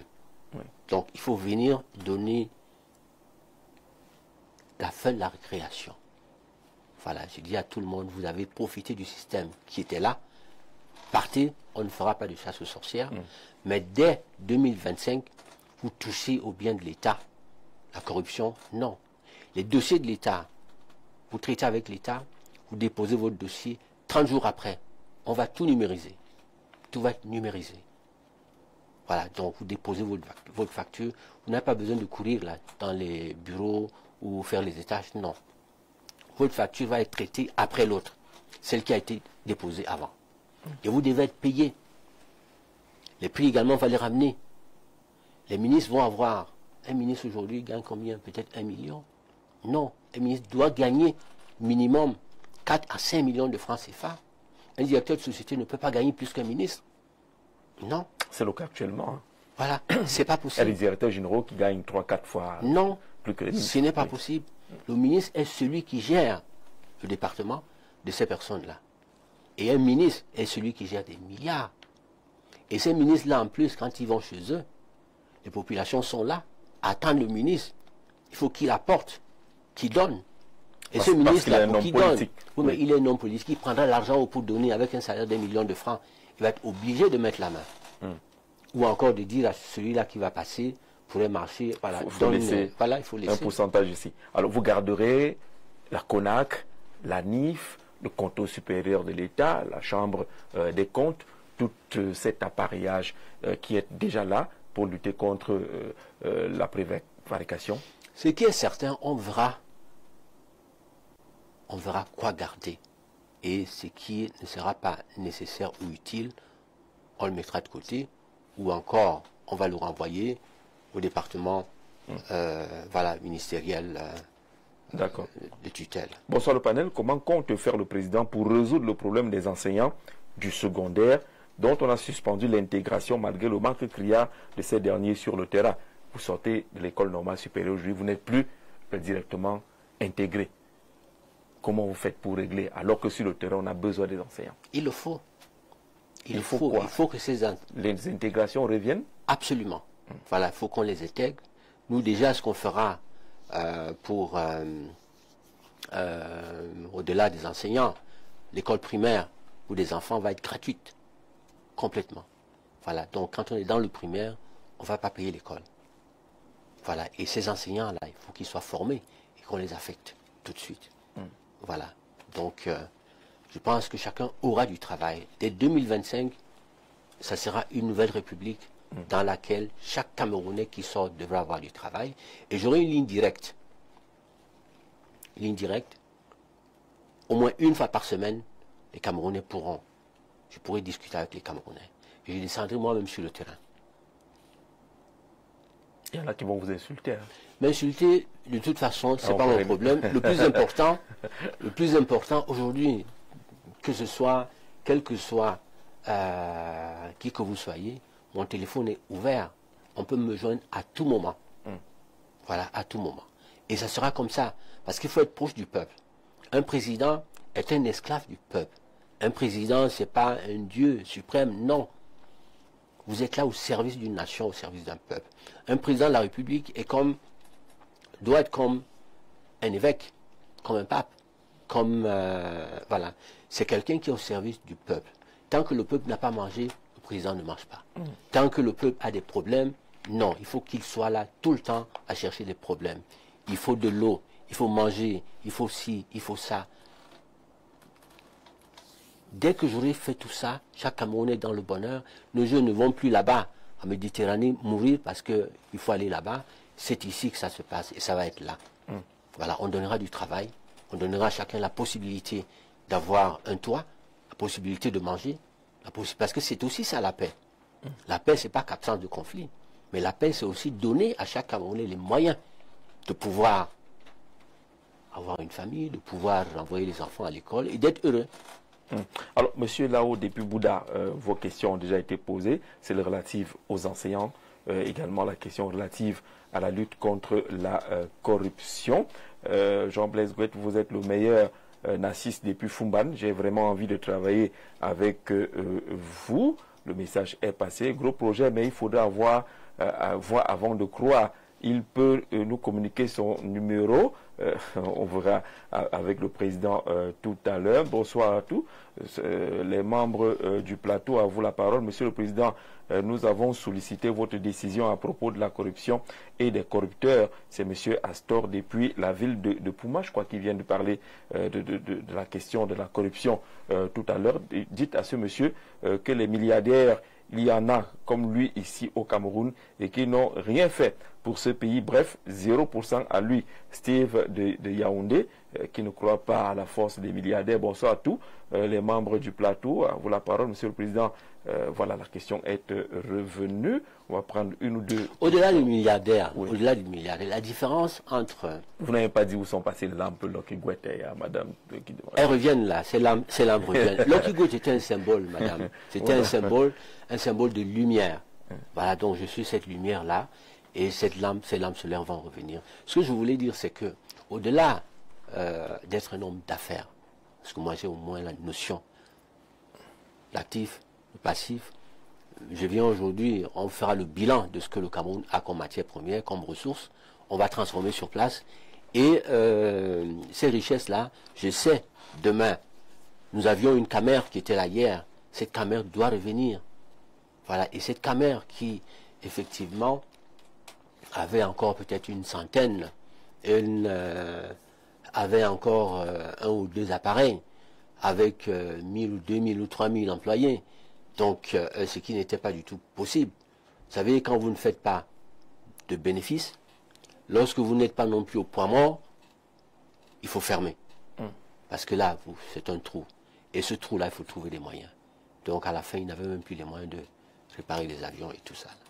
Donc, moi, non, demain, contrairement à ce qu'il dit, je suis reparti à l'école apprendre la diplomatie et les relations internationales. Je suis un chercheur, je suis un scientifique, donc un homme politique vraiment qui a des outils là, en main et puis dans la tête. Dans la tête. Bonsoir Jean-Jacques. Je prête une idée au président. 2 mandats au Cameroun, c'est 14 ans. Il pourra organiser les fêtes nationales par région de manière cyclique et pourra développer toutes ces régions-là. Madame Brigitte et Rebecca Okoa Kribi, qui pense que si vous faites le tour des régions, vous pourrez développer facilement ces différentes régions-là, s'inspirant peut-être des exemples du passé avec le Comis et autres. Alors, bonsoir, M. Gouet, celui-ci est très fâché. Il dit que vous êtes pire que le régime en place. Nous sommes désolés de vous entendre dire que vous êtes l'homme providentiel pour 2025. Que pensez-vous du problème des contractuels avec des salaires dérisoires? Par exemple, un licencié ou titulaire d'un master touche comme salaire de base 120 000 francs. C'est Désiré depuis Yaoundé, il parle des contractuels qui, semblerait-il, gagnent peu. J'ai dit tout à l'heure, là, Désiré, dès que je suis là, dès le mois d'octobre, le minimum salarial va être de 125 000 francs CFA. Ça veut dire que tous les autres également, les salaires vont être rehaussés. Voilà. Alors, dites à ce monsieur de respecter les opposants, tels que Cabral Libye. Même s'il est président depuis 2009, il n'a jamais fait le score de ce jeune Cabral. Ce monsieur distrait les Camerounais. Le juste rétablira Cabral, mais il conteste la décision de justice dont il n'a pas confiance à la justice camerounaise, parlant justement des décisions du PCRN. Il estime que vous contestez les décisions de justice et que ça veut dire que vous n'avez pas confiance à la justice et vous voulez être président. Non, moi je voudrais tout simplement dire à ce frère que, au vu, vous savez, moi je suis un réaliste, hein, et là aussi, bon, l'élection présidentielle c'est dans 6 mois. Ce problème est encore pendant la justice. Donc tant que ce problème n'a pas été jugé, ça va être difficile pour mon petit frère Cabral d'être candidat à la prochaine élection présidentielle. Il va forcément être disqualifié tant que la justice n'a pas donné une décision finale, parce que le problème est à la cour d'appel. Le monsieur a fait appel. Donc je dis tout simplement au jeune Cabral, au président Camto, c'est pas la peine, vous savez, pour certains, parce que j'ai appris qu'il y a des jeunes, là, j'entends souvent certains jeunes dire, non, nous, si Cabral, si Camto, Paul Biya interdit qu'il ne soit candidat, c'est pas Paul Biya. Qu'est-ce que Paul Biya vient faire dedans? Non, la justice camerounaise. Et j'ai dit à tous ces candidats-là, demain, venez nous rejoindre, nous sommes là. Ce dont on a besoin, ce n'est ni Cabral, ni Camto, ni le président Biya. On a besoin demain de passer à autre chose. Donnons la chance à ce candidat qui est le seul à remplir toutes les conditions, aussi bien il a des compétences, d'être le 3e président. Donc ce candidat, c'est moi. Alors, je viens de prendre l'émission. Quelques questions. Est-ce que M. Gouette peut accepter un débat TV avec Cabral? Quels sont les antécédents électoraux de M. Gouette depuis 2009 qu'il a créé son parti? En tout cas, il a des élus, au moins cela, c'est clair. Du côté de Boutmakak, c'est ça? Vous avez 3 élus de ce côté-là. Est-ce que vous accepterez un débat télévisé avec le jeune, comme vous l'appelez, Cabral Libye? C'est mon petit frère. Donc, ça peut être ici, devant les médias, ça peut être... Bien sûr, il n'y a pas de souci. Nous, les preneurs, surtout les débats que nous faisons. Ce n'est pas une guerre de personnes. C'est sur les projets, c'est sur les approches voilà, de gestion du pays. Moi, j'ai des contrats qui sont signés avec des partenaires. Les partenaires sont là. Je vous enverrai quelques vidéos d'ailleurs que vous pourrez montrer à vos téléspectateurs. Et je ne fais que ça. Donc, à partir du mois d'octobre, que ce soit pour l'eau, l'électricité, les routes, aéroports, je voudrais mettre un grand hub au Cameroun. Et ce grand hub-là, il faudra que le Cameroun retrouve sa souveraineté. Hier, on avait ce porte-étendard qui était Cameroun Airlines. On doit revoir Cameroun Airlines dans le monde. Voilà, et moi, je vais prendre ce challenge-là. Vous commencez par voir Cameroun Airlines dans le monde. Je suis en train de négocier. Alors que sur le plan national, on a des difficultés à utiliser l'avion, à voir l'avion. Oui, mais parce que l'avion est cher. Vous savez, toutes les fois que je suis rentré Air France remplit 2 vols tous les jours. 2 vols tous les jours. France-Cameroun. Il n'y a pas qu'Air France. Il y a SN Bruxelles et voilà, d'autres compagnies. D'autres compagnies, oui. Tous les jours. Donc les Camerounais voyagent. Et moi, ce que je ferai demain, moi, président, demain, la compagnie aérienne du Cameroun, on va lui redonner sa souveraineté. Ça veut dire que chaque Camerounais, l'État doit, on fera comme les autres. Hein. Donald Trump est venu là aujourd'hui, c'est d'abord Amérique. Pourquoi pas, pourquoi ça ne sera pas d'abord le Cameroun? Ça sera le Cameroun demain. Oui. Cameroun Airlines, je suis en train de négocier là, forcément.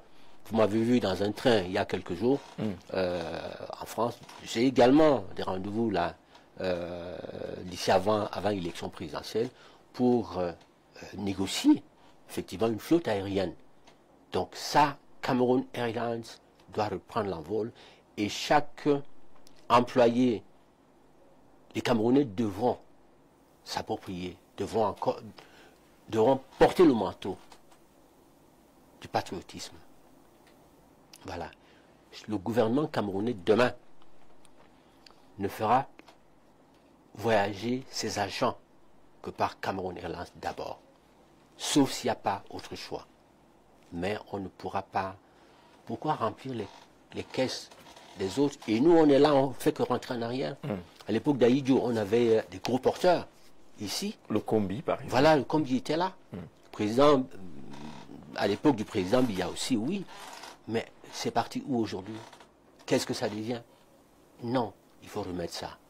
Et ça fait partie de mes challenges. On va sortir de l'émission. Le temps additionnel a pris beaucoup de temps, finalement, avec vous, Jean-Blaise Ouette. Demain, c'est quoi? La convocation du corps électoral pourrait intervenir dans environ 2 mois. Quel est votre agenda pour aller justement vers ces étapes importantes? Eh bien, je suis déjà sur le terrain. Et je suis prêt. Et je vais gagner l'élection. Voilà. Vous gagnez l'élection alors qu'on ne vous voit pas dans le débat de révision du code électoral, inscription sur les listes électorales, publication des listes. Vous n'êtes pas dans ce débat-là. J'aime pas le bruit. J'aime pas le bruit. Je suis dans l'action. Je négocie des contrats. Je cherche ici à apporter des solutions tout de suite, 2025 aux Camerounais. Voilà. Si vous n'êtes pas candidat finalement, ces contrats, vous les abandonnez? Je suis candidat, mon ami président. Vous pouvez les mettre au service de quelqu'un d'autre? J'ai dit ceci. Il faut un 3e président au Cameroun. Il y a une opportunité qui est là. Il y a une occasion qui est là. Le président, c'est notre papa. C'est quelqu'un que j'aime, c'est quelqu'un que j'ai soutenu. Mais le président, vous l'avez dit tout à l'heure, on prend des décisions ici et là. Pourquoi a-t-on des problèmes avec la Guinée équatoriale? Pourquoi a-t-on des problèmes? Pourquoi est-ce que libre circulation des marchandises, ça ne marche pas? Non. Ces gens-là ont besoin aussi de s'asseoir là avec un président du Cameroun. Et demain, on va s'asseoir là. Le Cameroun va reporter ici sa force. Et moi, à ceux-là aussi, à nos chefs d'État, nos pères, le Cameroun est la locomotive de la sous-région et restera cette locomotive-là. Ça veut dire qu'on va voir avec ces présidents qui sont là, mais non. Il faudra effectivement redonner une nouvelle dynamique à la sous-région. Et la sous-région a besoin de cette dynamique-là. Donc au président de la République, donnez-nous la chance, l'occasion, l'opportunité de ramener la paix, de ramener tous nos enfants à la maison, de ramener ceux-là qui sont à la diaspora. J'ai été l'autre jour là avec Éric Zemmour. Beaucoup ont vu cette vidéo, ils se sont dit, mais lui, il va s'asseoir avec Éric Zemmour, ce raciste-là. J'ai dit, oui, moi je préfère Éric Zemmour que ceux-là qui sont encore là, qui exploitent notre pétrole, qui exploitent notre gaz, qui à la limite sont encore attachés à ces contrats après colonisation et qui ne veulent pas partir. Or, demain, il va falloir effectivement donner du travail à nos jeunes, à nos enfants. Voilà. Et donc. Et vous allez gagner cette élection, on vous verra par exemple dans le nord-ouest, le sud-ouest? Je vais vous dire une chose. Beaucoup ne peuvent aller au nord et au sud-ouest. Là, ceux qui sont là. Moi, j'ai au programme de faire une tournée au nord-ouest et au sud-ouest les prochains jours. Je vais aller là-bas. Beaucoup ne peuvent pas traverser. Moi, j'irai là-bas. Parce que je suis en contact avec ses frères et sœurs. Je leur dis, demain, venez à mes frères anglophones. Vous qui êtes encore dans les brousses, revenez, venez vous inscrire au MPCC. Nous allons faire de vous, vous êtes des Camerounais. On ne pourra jamais se diviser. Mais vous pouvez être, vous, les maires, les conseillers municipaux, que vous soyez, nous sommes tous des Camerounais. Pour moi, un Bazouni, ça n'existe pas. Ça ne veut rien du tout. Donc, revenez, venez nous voir. Nous vous donnerons des mandats et vous allez représenter le MPCC. Vous irez aux élections dans vos villes, les villes que dans lesquelles vous avez les pouvoirs aujourd'hui. Demain, vous serez des maires. Vous n'aurez plus besoin de prendre des armes pour s'entretuer. Non. Voilà. Aux jeunes qui combattent pour la paix dans ces zones les militaires, la police et autres, prenez patience. Dès les prochains jours, vous allez tous rentrer à la maison. Parce qu'en fait, vous-même aussi, faire ce travail, je pense que il fallait le faire pour protéger le Cameroun. Mais il est temps que nous puissions trouver des solutions pour amener tout le monde à la maison. Merci Jean-Blaise Gouette. 2025, JBG, notre président, une nouvelle vision pour le Cameroun. Tout votre projet, il est là-dedans. On peut le découvrir à travers le site web mpcc.bi. Vous êtes très présent dans le cadre de la communication. On vous dit merci d'avoir trouvé un peu de temps. Vous venez partager. MPCC, le site internet mpcc.be. Donc voilà. allez sur votre moteur de recherche mpcc.be. Voilà, BE en un mot. Voilà, collé comme ça, en minuscule. Merci d'être venu partager avec nous votre vision. On espère que vous reviendrez peut-être après la convocation du corps électoral ou après la validation de votre candidature pour que les Camerounais puissent découvrir un peu plus dans le cadre de votre projet de gouvernance si vous êtes élu président. Je serai élu président. Je suis le 3e président, Jean-Jacques.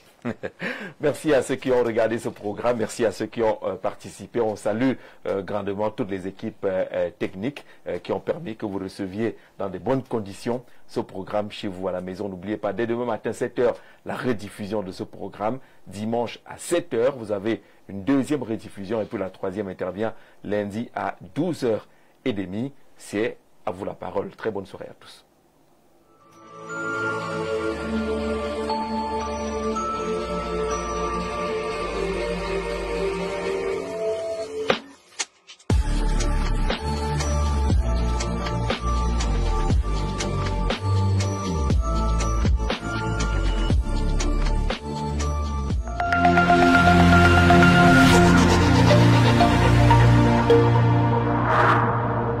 Bienvenue à la 10e